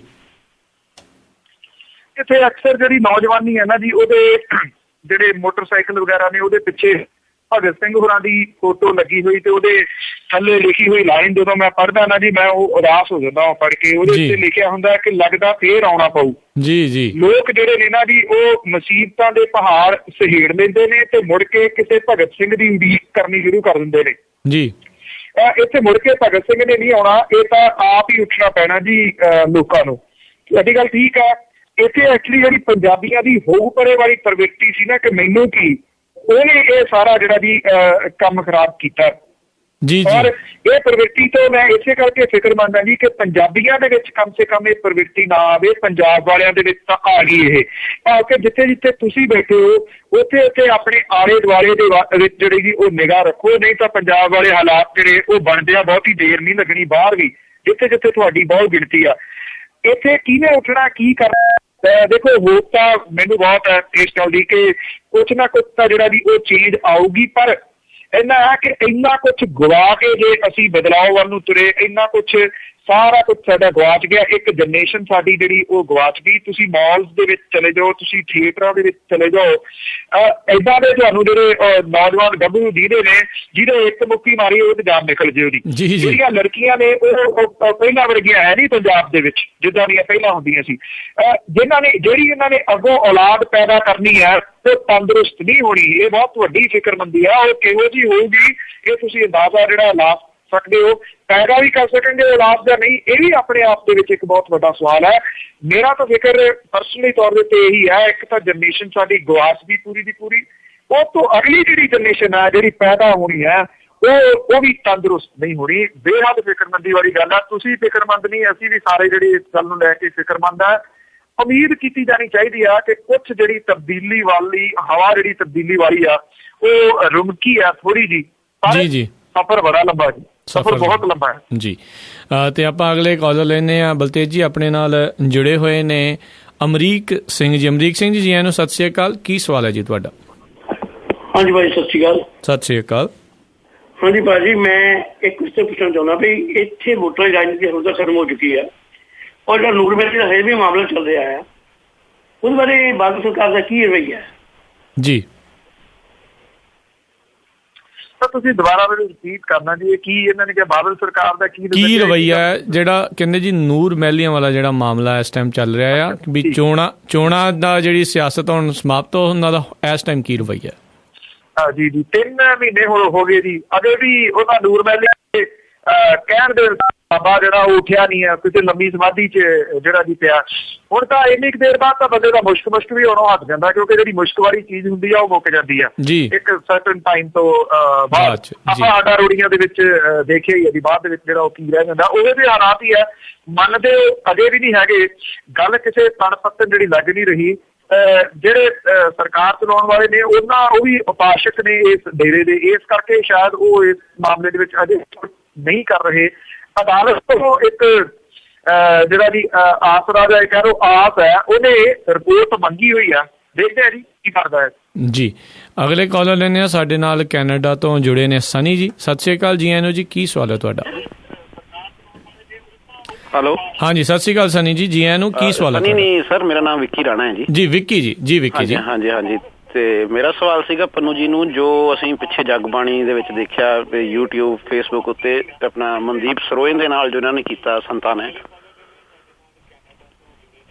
ਤੇ ਉਹਨਾਂ ਨੇ ਜਾ ਕੇ ਉਹਦੇ ਚਪੂੜਾ ਵੀ ਮਾਰੀਆਂ। ਵੀ ਉਹਨੇ ਕੀਤਾ ਤਾਂ ਬਹੁਤ ਬਦਤਮੀਜੀ ਵਾਲਾ ਕੰਮ ਸੀਗਾ, ਪਰ ਮੇਰਾ ਪੁੱਛਣ ਦਾ ਇੱਕੋ ਹੀ ਸਵਾਲ ਹੈ ਵੀ ਕੀ ਇਹ ਸਾਰਾ ਜ਼ੋਰ ਇਹ ਗਰੀਬਾਂ ਤੇ ਹੀ ਲਾਉਣਗੇ ਜੋ ਮਜੀਠੀਆ ਸਰੇਆਮ ਕਹਿ ਗਿਆ? ਜੀ। ਉਸ ਤੋਂ ਕੋਈ ਵੀ ਜਵਾਬ ਨਹੀਂ ਮੰਗਿਆ ਜਾਊਗਾ? ਉਹਨੂੰ ਗੁਰਬਾਣੀ ਸੁਣਨ ਦੀ ਸਜ਼ਾ ਲਾਤੀ। ਗੁਰਬਾਣੀ ਸੁਣਨਾ ਕੋਈ ਸਜ਼ਾ ਥੋੜ੍ਹੀ ਹੈ ਪੰਨੂ ਸਾਹਿਬ ਜੀ। ਤੇ ਮੈਨੂੰ ਇਹਦੇ ਬਾਰੇ ਦੱਸੋ ਵੀ ਕੀ ਸਾਰਾ ਜ਼ੋਰ ਗਰੀਬਾਂ ਤੇ ਹੀ ਹੈ ਤੇ ਇਹਨਾਂ ਜਿਹੜੇ ਵੱਡੇ ਲੋਕ ਨੇ ਇਹਨਾਂ ਤੇ ਕੋਈ ਜ਼ੋਰ ਨਹੀਂ? ਧੰਨਵਾਦ ਪੰਨੂ ਸਾਹਿਬ ਜੀ, ਮਿਹਰਬਾਨੀ ਜੀ। ਜੇ ਮਜੀਠੀਏ ਹੋਰਾਂ ਵਾਲਾ ਮਾਮਲਾ ਇੰਨਾ ਭਖਿਆ ਹੋਇਆ ਨਾ ਹੁੰਦਾ, ਸ਼ਾਇਦ ਇਹ ਜਿਹੜੀ ਸਾਰਾ ਵਰਤਾਰਾ ਸੀ ਨਾ ਜੀ, ਅੱਖੋਂ ਪਰੋਖੀ ਹੋ ਜਾਣਾ ਸੀਗਾ, ਕਿਸੇ ਨੇ ਇਹਦਾ ਨੋਟਿਸ ਨਹੀਂ ਸੀ ਲੈਣਾ। ਹੁਣ ਤੁਸੀਂ ਦੇਖਿਆ ਹੋਣਾ ਕਿ ਉਹ ਮਾਮਲਾ ਦਬ ਦਿੱਤਾ, ਇਹ ਮਾਮਲਾ ਉਭਾਰ ਦਿੱਤਾ ਗਿਆ ਜੀ। ਔਰ ਇੱਥੇ ਤੱਕ ਇੱਥੇ ਆਊਗਾ ਫਿਰ ਜਿਹੜਾ ਜੀ ਉਹਨੂੰ ਪੁੱਛਾਂਗੇ, ਜਿਹੋ ਜੀ ਵੀ ਕਹਾਣੀ ਸਾਰੀ ਤੁਸੀਂ ਦੇਖ ਰਹੇ ਹੋ, ਸੁਣ ਰਹੇ ਹੋ। ਜੇ FIR ਉਹਦੇ ਖਿਲਾਫ ਹੋ ਰਹੀ ਹੈ ਤੇ FIR ਫਿਰ ਬਿਕਰਮ ਸਿੰਘ ਮਜੀਠੀਆ ਉਹਨਾਂ ਦੇ ਖਿਲਾਫ ਜਿਹੜੀ ਆ ਉਹ ਕਿਉਂ ਨਹੀਂ ਹੋਈ? ਜੇ ਮੰਨ ਲਓ ਜੇ ਕੋਈ ਬੰਦਾ, ਚਲੋ ਇਸ ਵਿੱਚ ਦੋਸ਼ੀ ਕਿਹਾ ਤਾਂ ਜਾਂਦਾ ਨਾ ਜੀ, ਇੱਕ ਆਸਕਤ ਵਿੱਚ ਦੋਸ਼ੀ ਆ, ਉਹਨਾਂ ਨੂੰ ਚਾਹੀਦਾ ਸੀਗਾ ਜੇ ਨਿਮਾਣੇ ਸੇ ਤਾਂ ਉਹ ਤਾਂ ਜਾਂਦੇ ਨਾ, ਜੇ ਆਪਣੇ ਅਹੁਦੇ ਤੋਂ ਅਸਤੀਫਾ ਜਿਹੜਾ ਸੀ ਉਹ ਦੇ ਕੇ ਜਾਂਦੇ ਕਿ ਮੈਂ ਪਹਿਲਾਂ ਇਸ ਪਾਸੋਂ ਬਿਲਕੁਲ ਜਿਹੜਾ ਵੀ ਸੁਰਖਰੂ ਹੋਲਾ ਸਾਫ਼ ਹੋਲਾ, ਫਿਰ ਮੈਂ ਦੁਬਾਰਾ ਆ ਕੇ ਫਿਰ ਮੰਤਰੀ ਜਿਹੜਾ ਵੀ ਉਹ ਬਣ ਜਾਊਂਗਾ। ਪਰ ਥੋੜੇ ਦਿਨ ਜਿਹੜਾ ਵੀ ਉਹ ਹਟਕੋ, ਇਹ ਨਤੀਜੇ ਆਉਣ ਦਿਓ, ਇਹ ਸਰਕਾਰ ਵਿੱਚ ਦਾ ਖਿਲਾਰਾ ਤੁਹਾਡੇ ਸਾਹਮਣੇ ਆ ਜਾਣਾ ਜੀ ਬਹੁਤ ਸਾਰਾ ਜੀ। ਤੇ ਅਗਲੇ ਜਿਹੜੇ ਆਪਾਂ ਕਾਲਰ ਲੈਣੇ ਆ ਜੀ, ਸਾਡੇ ਨਾਲ ਜੁੜੇ ਹੋਏ ਨੇ ਜਸਪਾਲ ਸਹੋਤਾ ਜੀ। ਸਤਿ ਸ਼੍ਰੀ ਅਕਾਲ ਜੀ ਐਨੋ ਜੀ। ਹਾਂਜੀ ਭਾਜੀ, ਤੁਹਾਨੂੰ ਤੇ ਪੰਨੂ ਸਾਹਿਬ ਸਤਿ ਸ਼੍ਰੀ ਅਕਾਲ ਜੀ। ਸਤਿ ਸ਼੍ਰੀ ਅਕਾਲ ਜੀ। ਮੇਰਾ ਸਵਾਲ ਪਤਾ ਹੋਇਆ ਜੀ, ਮਜੀਠੀਆ ਨੂੰ ਜਿਹੜੇ ਸਾਡੇ ਪੰਜਾਬ ਦੇ ਪਹਿਲੇ ਮੰਤਰੀ ਹੈ ਜੀ, ਜਿਹੜਾ ਤੁਹਾਨੂੰ ਇੰਨਾ ਮਾਨ ਸਨਮਾਨ ਮਿਲਿਆ ਤੇ ਇੱਕ ਜਿਹੜੇ ਮਜੀਠੀਆ ਸੰਜੀਵ ਬਾਗ ਦੱਸਣੀ ਕੀ ਜੌਹਰ ਉਹਦਾ ਨਾਂ ਜਦੋਂ ਡੈਥ ਹੋਈ ਹੋਟਲ ਵਿੱਚ ਉਹਦੀ ਲਾਸ਼ ਮਿਲੀ ਹੈ ਜੀ। ਪਹਿਲਾਂ ਉਹ ਚਲੋ ਉਹਦੀ ਇੰਨਾ ਹੌਸਲਾ ਸੀ, ਉਹਦੇ ਆਈ ਜੀ ਕੁੱਟ ਕੇ ਦਮ ਤੋੜਦੀ। ਹੁਣ ਉਹਦੇ ਕਹੇ SHO ਵੀ ਲੱਗਣੋਂ ਹਟ ਗਿਆ ਸੀ। ਇਹਦੇ ਬਾਰੇ ਦੱਸੋ ਪ੍ਰਸਾਦ ਆ ਜੀ। ਇੱਕ ਦੂਸਰਾ ਜੀ ਜਿਹੜਾ ਦਵਿੰਦਰ ਪਾਲ ਸਿੰਘ ਚੰਡੀਗੜ੍ਹ ਪੱਤਰਕਾਰ ਵਾਪਸ ਇੱਥੇ ਆਈ, ਉਹ ਜਿਹੜਾ ਪੰਡੋਲ ਸਾਹਿਬ, ਇਹਦੇ ਬਾਰੇ ਦੱਸੋ ਜੀ। ਮੈਨੂੰ ਦੂਸਰੀ ਗੱਲ ਨਹੀਂ ਸੁਣੀ ਦੂਸਰੀ ਉਹਨਾਂ ਨੇ ਪੁੱਛਿਆ ਜੀ, ਜਿਹੜੇ ਦਵਿੰਦਰ ਪਾਲ ਹੁਣੀ ਜਿਹੜੇ ਜਰਨਲਿਸਟ ਆ, ਉਹਨਾਂ ਦੇ ਬਾਰੇ ਕੀ ਲੇਟੈਸਟ ਅਪਡੇਟ ਚੱਲ ਰਹੀ ਹੈ, ਜਿਨ੍ਹਾਂ ਦੇ ਘਰੇ ਬੰਬ ਸੱਟਿਆ ਗਿਆ ਸੀ ਪੈਟਰੋਲ। ਪਹਿਲੀ ਤਾਂ ਹਾਂਜੀ ਤੁਸੀਂ ਗੱਲ ਜਿਹੜੀ ਮਜੀਠੀਆ ਸਾਹਿਬ ਦੇ ਬਾਰੇ ਚ ਪੁੱਛੀ ਨਹੀਂ, ਦੱਸੀ ਹੋਈ ਹੈ ਜੀ। ਮੇਰਾ ਖਿਆਲ ਉਹ ਟਿੱਪਣੀ ਮੈਂ ਨਹੀਂ ਕਰੂੰਗਾ ਜੀ, ਆਪ ਹੀ ਕਰ ਦਿੱਤੀ ਹੈ। ਦਵਿੰਦਰ ਪਾਲ ਹੋਰਾਂ ਵਾਲੇ ਮਾਮਲੇ ਦੇ ਉੱਤੇ ਕੁਝ ਵੀ ਨਹੀਂ ਹੋਇਆ ਜੀ ਅਜੇ। ਸਹੀ ਪੁੱਛੋ ਤਾਂ ਸਹੀ ਮਾਇਨੇ 'ਚ ਕੁਝ ਨਹੀਂ ਹੋਇਆ। ਇਹਦੀ ਇਨਵੈਸਟੀਗੇਸ਼ਨ ਜਿਹੜੀ ਹੈ ਜੀ ਉਹ ਚੰਡੀਗੜ੍ਹ ਦੀ ਪੁਲਿਸ ਦੇ ਵੱਲੋਂ ਕੀਤੀ ਜਾ ਰਹੀ ਹੈ। ਜਿਹੜਾ ਉਹਨਾਂ ਦੇ ਘਰ ਦੇ ਉੱਤੇ ਪੈਟਰੋਲ ਬੰਬ ਜਿਹੜਾ ਉਹ ਸੁੱਟਿਆ ਗਿਆ ਸੀਗਾ। ਪਰ ਇੱਕ ਗੱਲ ਜ਼ਰੂਰ ਹੈ ਜੀ, ਜਿਹੜੀਆਂ ਸਥਾਪਿਤ ਸਿਆਸੀ ਪਾਰਟੀਆਂ ਨੇ ਪੰਜਾਬ ਵਿਚਲੀਆਂ, ਜਿਹੜਾ ਪੈਟਰੋਲ ਬੰਬ ਉਹਨਾਂ ਦੇ ਉੱਤੇ 16 ਤਰੀਕ ਨੂੰ ਡਿੱਗਣਾ ਨਾ ਜੀ, ਉਹਦਾ ਧਮਾਕਾ ਇਸ ਡਿੱਗੇ ਬੰਬ ਤੋਂ ਵੱਡਾ ਹੋ ਗਿਆ ਜੀ। ਸਾਰਿਆਂ ਨੂੰ ਕਾਫੀ ਬੇਸਬਰੀ ਨਾਲ ਇੰਤਜ਼ਾਰ ਆ 16 ਮਈ ਦਾ। ਅਗਲੇ ਕਾਲਰ ਲੈਣੇ ਆ, ਸਾਡੇ ਨਾਲ ਜੁੜੇ ਨੇ ਗੁਰਮੇਲ ਸਿੰਘ ਜੀ। ਸਤਿ ਸ਼੍ਰੀ ਅਕਾਲ ਜੀ ਐਨੂ ਜੀ, ਕੀ ਸਵਾਲ ਹੈ ਤੁਹਾਡਾ? ਜੀ ਗੁਰਮੇਲ ਜੀ ਸਤਿ ਸ਼੍ਰੀ ਅਕਾਲ ਜੀ। ਤੇ ਆਪਾਂ ਤੋਂ ਅਗਲੇ ਕਾਲਰ ਉਹਨਾਂ ਦੇ ਵੱਲ ਵੱਧਦੇ ਆ। ਸਾਡੇ ਨਾਲ ਜੁੜੇ ਹੋਏ ਨੇ ਹਰਪ੍ਰੀਤ ਜੀ। ਸਤਿ ਸ਼੍ਰੀ ਅਕਾਲ ਜੀ ਐਨੂ ਜੀ। ਹਾਂਜੀ ਸਤਿ ਸ਼੍ਰੀ ਅਕਾਲ ਜੀ ਹਰਪ੍ਰੀਤ ਜੀ, ਕੀ ਸਵਾਲ ਤੁਹਾਡਾ? ਮੈਂ ਜੀ ਇਹ ਪੰਨੂ ਸਾਹਿਬ ਨੂੰ ਕਹਿਣਾ ਚਾਹੁੰਦਾ ਵੀ ਇਹਨਾਂ ਨੇ ਅੱਜ ਭੜ ਕੇ ਇੱਕ ਫੇਸਬੁੱਕ ਤੇ ਅਪਡੇਟ ਕੀਤੀ ਆ ਕਵਿਤਾ, ਜਿਹਦੇ ਵਿੱਚ ਇਹਨਾਂ ਨੇ ਆਪਦੇ ਵਿਚਾਰ ਪ੍ਰਗਟ ਕੀਤੇ ਗੱਗਬਾਣੀ ਚ ਜੀ। ਗੱਗਬਾਣੀ ਕਰਕੇ ਉਹਦੇ ਲਿਖਿਆ ਲਾ ਦਿਓ ਗਾਤਰੇ, ਸੁੱਟ ਦਿਓ, ਐਂ ਕਰ ਦਿਓ, ਜਿਉਂ ਕਰ ਦਿਓ, ਸਿੱਖ ਨਿਮਾਣੇ ਨਹੀਂ ਰਹੇ, ਸਿੱਖ ਨਿਤਾਣੇ ਨਹੀਂ ਰਹੇ। ਇਹਨਾਂ ਨੇ ਠੀਕ ਆ, ਇੱਕ ਕ੍ਰਾਂਤੀਕਾਰੀ ਸੋਚ ਲਿਆਂਦੀ ਆ ਨਸ਼ੇ ਦੇ ਵਿਰੁੱਧ, ਉਹ ਜਿਹੜੇ ਨਸ਼ੇ ਵੇਚਣ ਵਾਲੇ ਉਹ ਸਿੱਖ ਨਹੀਂ ਹੈਗੇ, ਜਿਹੜੇ ਸਿੱਖ ਆ ਉਹ ਨਿਮਾਣੇ ਵੀ ਆ, ਨਤਾਣੇ ਵੀ ਆ। ਉਹਨਾਂ ਨੂੰ ਇਹਨਾਂ ਨੂੰ ਕਹਿਣ ਦਾ ਕੋਈ ਨਹੀਂ ਬਣਦਾ ਵੀ ਕਿਸੇ ਕਹਿਣ ਵੀ ਲਾ ਦਿਓ ਗਾਤਰੇ, ਐਂ ਕਰ ਦਿਓ ਜਿਉਂ ਕਰ ਦਿਓ। ਤੇ ਇਸ ਕਰਕੇ ਇਹਨਾਂ ਨੂੰ ਉਦਾਂ ਦੀ ਸ਼ਬਦਾਵਲੀ ਨਹੀਂ ਵਰਤਣੀ ਚਾਹੀਦੀ। ਸਿੱਧਾ ਜਿਹੜੇ ਬੰਦੇ ਨਾ ਕੋਈ ਗਲਤ ਕਰ ਰਹੇ ਆ ਉਹਨਾਂ ਲਈ ਉਹ ਕਰਨੀ ਚਾਹੀਦੀ ਆ, ਸ਼ਾਇਰੀ ਜਾਂ ਕਵਿਤਾ ਲਿਖਣੀ ਚਾਹੀਦੀ ਆ, ਪਰ ਏਦਾਂ ਸਿੱਖਾਂ ਦੇ ਮਾਮਲੇ 'ਚ ਨਹੀਂ, ਕਿਉਂਕਿ ਜਿਹੜੇ ਸਿੱਖ ਆ ਉਹ ਨਿਮਾਣੇ ਵੀ ਆ ਤੇ ਨਤਾਣੇ ਵੀ ਆ ਜੀ। ਦੇਖੋ ਉਹ ਇੱਕ ਫੇਸਬੁੱਕ ਤੇ ਮੇਰੀ ਨਹੀਂ ਕਵਿਤਾ ਲਿਖੀ ਹੋਈ, ਮੈਂ ਕਲੀਅਰ ਕਰਦਾ, ਸੁਰਜੀਤ ਗੱਗ ਹੋਰੀ ਨੇ ਉਹਨਾਂ ਦੀ ਕਵਿਤਾ ਹੈ। ਕਿਉਂਕਿ ਜਿਹੜੀਆਂ ਸੋਸ਼ਲ ਨੈਟਵਰਕ ਸਾਈਟ ਨੇ ਤੁਸੀਂ ਵੀ ਜਾਣਦੇ ਹੋ ਕਿ ਇੱਕ ਦੂਜੇ ਦੇ ਜਿਹੜੇ ਸਟੇਟਸ ਨੇ ਉਹ ਬਹੁਤ ਸਾਰੇ ਸ਼ੇਅਰ ਕਰਦੇ ਨੇ। ਮੈਂ ਵੀ ਤਾਂ ਸਿੱਖ ਪਰਿਵਾਰ ਦੇ ਵਿੱਚੋਂ ਆ ਜੀ, ਇਹ ਤਾਂ ਨਹੀਂ ਹੈ ਕਿ ਮੈਂ ਕੋਈ ਜਿਹੜੇ ਸਿੱਖਾਂ ਦੇ ਅਗੇਂਸਟ ਕੋਈ ਜਿਹੜੀ ਆ ਉਹ ਗੱਲ ਲਿਖੀ ਹੈ, ਪਰ ਜੇ ਤੁਹਾਨੂੰ ਲੱਗਿਆ ਕਿ ਤੁਹਾਡੀਆਂ ਫੀਲਿੰਗ ਜਿਹੜੀਆਂ ਹਰਟ ਹੋਈਆਂ ਨੇ ਉਹਨਾਂ ਨੂੰ ਹਰਟ ਕਰਨਾ ਮੇਰਾ ਕਦੀ ਵੀ ਮਕਸਦ ਜਿਹੜਾ ਉਹ ਨਹੀਂ ਹੁੰਦਾ ਜੀ। ਮੈਂ ਇਸ ਤੋਂ ਅੱਗੇ ਜ਼ਰੂਰ ਧਿਆਨ ਰੱਖੂੰਗਾ ਜੀ, ਜੇ ਤੁਸੀਂ ਇੰਨਾ ਨੋਟਿਸ ਛੋਟੀ ਛੋਟੀ ਗੱਲ ਦਾ ਲੈਂਦੇ ਹੋ ਕਿ ਜੇ ਸਟੇਟਸ ਸ਼ੇਅਰ ਵੀ ਕੀਤਾ ਜਾਵੇ ਤੇ ਉਹ ਇੱਦਾਂ ਦਾ ਹੋਵੇ ਕਿ ਕਿਸੇ ਦੀਆਂ ਫੀਲਿੰਗ ਕਿਸੇ ਇੱਕ ਸਿੰਗਲ ਬੰਦੇ ਦੀਆਂ ਵੀ ਹਰਟ ਹੁੰਦੀਆਂ ਨੇ, ਉਹ ਨਹੀਂ ਹੋਣੀਆਂ ਚਾਹੀਦੀਆਂ। ਮੈਂ ਤੁਹਾਡੇ ਨਾਲ ਐਗਰੀ ਕਰਦਾ ਜੀ, ਮੈਂ ਇਸ ਮਾਮਲੇ ਦੇ ਉੱਤੇ ਕਿਸੇ ਵੀ ਬਹਿਸ ਦੇ ਵਿੱਚ ਨਹੀਂ ਪੈਣਾ ਚਾਹੁੰਦਾ, ਪਰ ਇਹ ਮੇਰਾ ਸਟੇਟਸ ਨਹੀਂ ਹੈ, ਮੈਂ ਕਲੀਅਰ ਕਰ ਦਵਾਂ, ਮੇਰੀ ਲਿਖੀ ਹੋਈ ਕਵਿਤਾ ਨਹੀਂ ਹੈ। ਸੁਰਜੀਤ ਗੱਗ ਹੋਰੀ ਲਿਖਦੇ ਨੇ ਗੱਗ ਬਾਣੀ ਦੇ ਵਿੱਚ, ਤੇ ਮੈਂ ਸ਼ੇਅਰ ਕੀਤੀ ਹੋਈ ਜੀ। ਤੇ ਆਪਾਂ ਅਗਲੇ ਕਾਲਰ ਲੈਣੇ ਦਲੀਪ ਸਿੰਘ ਮੰਜਲ ਜੀ ਜੁੜੇ ਨੇ। ਸਤਿ ਸ਼੍ਰੀ ਅਕਾਲ ਜੀ ਆਇਆਂ ਨੂੰ ਜੀ, ਤੇ ਕੀ ਸਵਾਲ ਹੈ ਤੁਹਾਡਾ? ਹਾਂਜੀ ਸਤਿ ਸ਼੍ਰੀ ਅਕਾਲ ਜੀ। ਮੇਰਾ ਸਵਾਲ ਪੰਨੂ ਸਾਹਿਬ ਨੂੰ ਇਹ ਆ ਬਈ ਅੰਨਾ ਦਾ ਨਹੀਂ ਕੁਝ ਪਤਾ ਲੱਗਿਆ, ਅੰਨਾ ਹਜ਼ਾਰੇ ਦਾ ਜੀ, ਉਹ ਕੀ ਨੇ ਕੁਝ ਵੀ ਕੀ ਅਪਡੇਟ ਆ ਉਹਨਾਂ ਦੇ ਉੱਤੇ ਜੀ? ਹਾਂਜੀ, ਜਦੋਂ ਅੰਨਾ ਲਿਖੀ ਦਾ ਅੰਨਾ ਦਾ ਮਤਲਬ ਹੁੰਦਾ ਸੀ ਵੱਡਾ ਭਰਾ ਮਹਾਰਾਸ਼ਟਰੀਅਨ ਬੋਲੀ ਦੇ ਵਿੱਚ ਜੀ, ਜਿਹੜਾ ਨੰਨਾ ਉਹਦੇ ਪੈਰ 'ਚ ਹਾਹਾ ਪਾ ਦਈਏ ਤਾਂ ਅੰਨਾ ਬਣ ਜਾਂਦਾ ਉਹ ਜੀ ਜੀ, ਉਹ ਤਕਰੀਬਨ ਅੰਨਾ ਹੀ ਬਣ ਗਏ। ਉਹਨਾਂ ਨੂੰ ਦਿਸਿਆ ਹੀ ਜਿਹੜਾ ਕੱਖ ਨਹੀਂ, ਇਸ ਕਰਕੇ ਉਹ ਦਿਸੇ ਹੀ ਨਹੀਂ ਜੀ, ਹੁਣ ਦਿਸਣਗੇ ਜੀ ਬਹੁਤਾ ਨਾ ਉਹ ਤੇ ਨਾ ਕਿਰਨ ਬੇਦੀ ਜਿਹੜੀ ਆ ਜੀ, ਉਹਨਾਂ ਨੇ ਗਲਤ ਸਟੈਂਡ ਜਿਹੜੇ ਨੇ ਉਹ ਲਏ ਨੇ। ਇਹਨਾਂ ਲੋਕਾਂ ਨੂੰ ਜਿਹੜਾ ਇੱਥੇ ਤੱਕ ਲਿਆਉਣ ਵਾਲਾ ਜਿਹੜਾ ਬੰਦਾ ਸੀਗਾ ਅਰਵਿੰਦ ਕੇਜਰੀਵਾਲ ਸੀਗਾ, ਇਹਨਾਂ ਨੇ ਉਹਦਾ ਸਾਥ ਨਹੀਂ ਦਿੱਤਾ ਜੀ, ਤਾਂ ਕਰਕੇ ਲੋਕਾਂ ਨੇ ਹੁਣ ਉਹਨਾਂ ਦਾ ਸਾਥ ਨਹੀਂ ਦਿੱਤਾ ਜੀ। ਤੋ ਇਸ ਕਰਕੇ ਮੇਰਾ ਖਿਆਲ ਅਜੇ ਵੀ ਉਹਨਾਂ ਨੂੰ ਕੰਧ ਤੇ ਲਿਖਿਆ ਜਿਹੜਾ ਜੀ ਉਹ ਪੜ੍ਹ ਲੈਣਾ ਚਾਹੀਦਾ ਕਿ ਜੇ ਤੁਸੀਂ ਲੋਕਾਂ ਤੋਂ ਪਾਸੇ ਹਟ ਜਾਓਗੇ ਤੇ ਫਿਰ ਲੋਕ ਜਿਹੜੇ ਨੇ ਨਾ ਜੇ ਉਹ ਫਰਸ਼ ਤੇ ਪਹੁੰਚਾ ਦਿੰਦੇ ਨੇ ਤੇ ਉਹ ਫਰਸ਼ ਤੇ ਲਿਆਉਣ ਦੇ ਵਿੱਚ ਵੀ ਬਹੁਤਾ ਸਮਾਂ ਨਹੀਂ ਲਾਉਂਦੇ ਜੀ। ਅਗਲੇ ਕਾਲਰ ਲੈਣੇ ਆ ਜੀ, ਸਾਡੇ ਨਾਲ ਜੁੜੇ ਹੋਏ ਨੇ ਗੁਰਸ਼ਰਨ ਸਿੰਘ ਜੀ। ਸਤਿ ਸ਼੍ਰੀ ਅਕਾਲ ਜੀ ਆਇਆਂ ਨੂੰ ਜੀ, ਕੀ ਸਵਾਲ ਹੈ ਤੁਹਾਡਾ? ਜੀ ਸਤਿ ਸ਼੍ਰੀ ਅਕਾਲ ਪੰਨੂ ਸਾਹਿਬ। ਸਤਿ ਸ਼੍ਰੀ ਅਕਾਲ ਭਾਜੀ। ਸਤਿ ਸ਼੍ਰੀ ਅਕਾਲ ਜੀ। ਤੇ ਮੈਂ ਪੰਨੂ ਸਾਹਿਬ ਨੂੰ ਪੁੱਛਣਾ ਚਾਹੁੰਦਾ, ਮੈਂ ਕਿਹਾ ਜਿਹੜਾ ਮਜੀਠੀਆ ਨੇ ਬਿਆਨ ਦਿੱਤਾ ਸੀ, ਜਿਹੜੇ ਗੁਰਬਾਣੀ ਦੀ ਇਹਨਾਂ ਨੇ ਬਾਣੀ ਨੂੰ ਤਰੋੜ ਕੇ ਪੇਸ਼ ਕੀਤਾ ਸੀ, ਤੇ ਉਹਦੇ ਕਰਕੇ ਤੁਹਾਨੂੰ ਨਹੀਂ ਲੱਗਦਾ ਵੀ ਜਿਹੜੀ ਜੇਤਲੀ ਦੀ ਇਹਨਾਂ ਨੇ ਮੰਜੀ ਠੋਕਵਾ ਦਿੱਤੀ ਆ, ਉਹ ਬਿਆਨ ਕਰਕੇ ਜਿਹੜੇ ਸਿੱਖਾਂ ਦੇ ਮਨ ਦੇ ਵਿੱਚ ਕੋਈ ਸ਼ੰਕਾ ਸੀ ਤੇ ਉਹ ਸਾਰਾ ਇਹਨੇ ਦੂਰ ਕਰਵਾ ਦਿੱਤਾ, ਤੇ ਜੇਤਲੀ ਦੀ ਹਾਰ ਦਾ ਕਾਰਨ ਵੀ ਇਹੀ ਬਣੇਗਾ ਮਜੀਠੀਆ। ਤੇ ਇਹਦੇ ਬਾਰੇ ਪੁੱਛਣਾ ਚਾਹੁੰਦਾ, ਤੇ ਇੱਕ 3 ਮਈ ਨੂੰ ਕਹਿੰਦੇ ਆ ਵੀ ਲਦਾਖ ਦੇ ਵਿੱਚ ਜਿਹੜੀਆਂ ਹੋਣ ਵਾਲੇ ਚਰਨ ਦੇ ਵਿੱਚ ਵੋਟਾਂ ਪੈਣੀਆਂ ਆ, ਤੇ ਉੱਥੇ ਚੀਨ ਦੇ ਜਿਹੜੇ 3 ਜਹਾਜ਼ਾਂ ਨੇ ਆ ਕੇ ਜਿਹੜੀ ਆ ਘੁਸਪੈਠ ਕੀਤੀ ਆ, ਤੇ ਜਦੋਂ ਪਾਕਿਸਤਾਨ ਦੇ ਆਪਣੇ ਹੈਗੇ ਸੀ ਸੈਨਾ ਦੇ ਮੁਖੀ ਨੇ ਕਿਹਾ ਵੀ ਸਾਡੀ ਸ਼ਾਹਰ ਆ ਗਿਆ ਕਸ਼ਮੀਰ, ਤੇ ਉਦੋਂ ਤੇ ਕਾਫੀ ਰੌਲਾ ਪਿਆ, ਪਰ ਹੁਣ ਇਹਦੇ ਬਾਰੇ ਸੁਣਨ ਦੇ ਵਿੱਚ ਨਹੀਂ ਆਇਆ ਵੀ ਜਿਹੜੇ 3 ਜਿਹੜੇ ਚੀਨ ਨੇ ਦੁਬਾਰਾ ਜਿਹੜੀ ਆ ਕੀਤੀ ਆ ਜਿਹੜੀ ਘੁਸਪੈਠ, ਉਹਦੇ ਬਾਰੇ ਇੰਡੀਆ ਕੋਈ ਐਕਸ਼ਨ ਲੈ ਰਿਹਾ ਕਿ ਨਹੀਂ ਲੈ ਰਿਹਾ, ਜਾਂ ਉਹਨਾਂ ਨੇ ਆਪਣੇ ਲਦਾਖ ਦੇ ਵਿੱਚ ਕਲੀਅਰ ਕਰ ਦਿੱਤਾ ਆ, ਜਾਂ ਆਪਣਾ ਪਾਰਟ ਮੰਨਦੇ ਨੇ ਵੀ ਤੁਸੀਂ ਇੱਥੇ ਵੋਟਾਂ ਤੇ ਪਵਾ ਰਹੇ ਹੋ ਪਰ ਅਸੀਂ ਜਦੋਂ ਮਰਜ਼ੀ ਚਾਹੀਏ ਆ ਸਕਦੇ ਹਾਂ? ਇਹਦੇ ਬਾਰੇ ਮੈਂ ਤੁਹਾਡੇ ਵਿਚਾਰ ਕਰਨਾ ਚਾਹੁੰਦਾ ਜੀ। ਚੀਨ ਹਮੇਸ਼ਾ ਜਿਹੜੇ ਜੀ ਇਸ ਮਾਮਲੇ ਦੇ ਉੱਤੇ ਸ਼ਰਾਰਤ ਕਰਦਾ ਰਿਹਾ ਹੈ।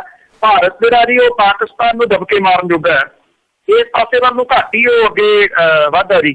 ਇਹ ਕਹਿੰਦਾ ਜੀ ਨਹੀਂ ਉਹ ਜਿਹੜੇ ਮਸਲੇ ਨੇ ਉਹ ਮੇਰੇ ਇੱਕ ਨਿਬੜ ਜਾਣਗੇ, ਇਸੇ ਕਰਕੇ ਚੀਨ ਦਾ ਜਿਹੜਾ ਜੀ ਉਹ ਮੂੰਹ ਪਿਆ ਹੋਇਆ, ਉਹ ਜਦੋਂ ਚਾਹੁੰਦਾ ਇਸ ਖੇਤਰ ਦੇ ਵਿੱਚ ਦਾਖਲ ਜਿਹੜਾ ਦੀ ਹੋ ਜਾਂਦਾ।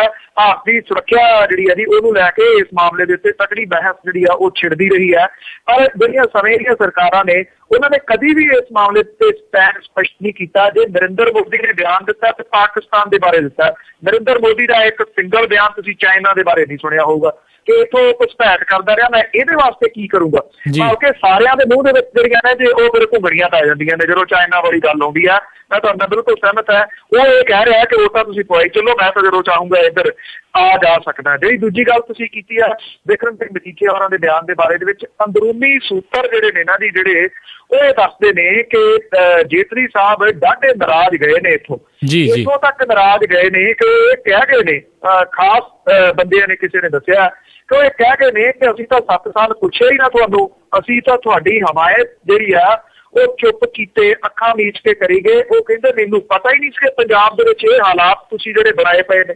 ਇਹ ਖਾਸ ਅੰਦਰੂਨੀ ਸੂਤਰਾਂ ਨੇ ਜਿਹੜੀ ਗੱਲ ਹੈ ਉਹ ਦੱਸੀ ਹੈ, ਜਿੱਥੇ ਤੁਸੀਂ ਅੰਦਾਜ਼ਾ ਲਾ ਸਕਦੇ ਹੋ ਕਿ ਉਹ ਕਿਹੜੇ ਦੀ ਸੋਚ ਜਿਹੜੀ ਪੰਜਾਬ ਦੇ ਵਾਸਤੇ ਲੈ ਕੇ ਗਏ ਨੇ, ਤੇ ਸ਼ਾਇਦ ਉਹਨਾਂ ਨੂੰ ਕਿਤੇ ਨਾ ਕਿਤੇ ਦਿਸ ਪਿਆ ਕਿ ਉਹ ਸੀਟ ਦੇ ਉੱਤੇ ਹੋਣਾ ਕੀ ਹੈ। ਜੀ ਤੇ ਅਗਲੇ ਆਪਾਂ ਕਾਲਰ ਲੈਂਦੇ ਹਾਂ, ਸਾਡੇ ਨਾਲ ਜੁੜੇ ਨੇ ਸਨੀ ਜੀ।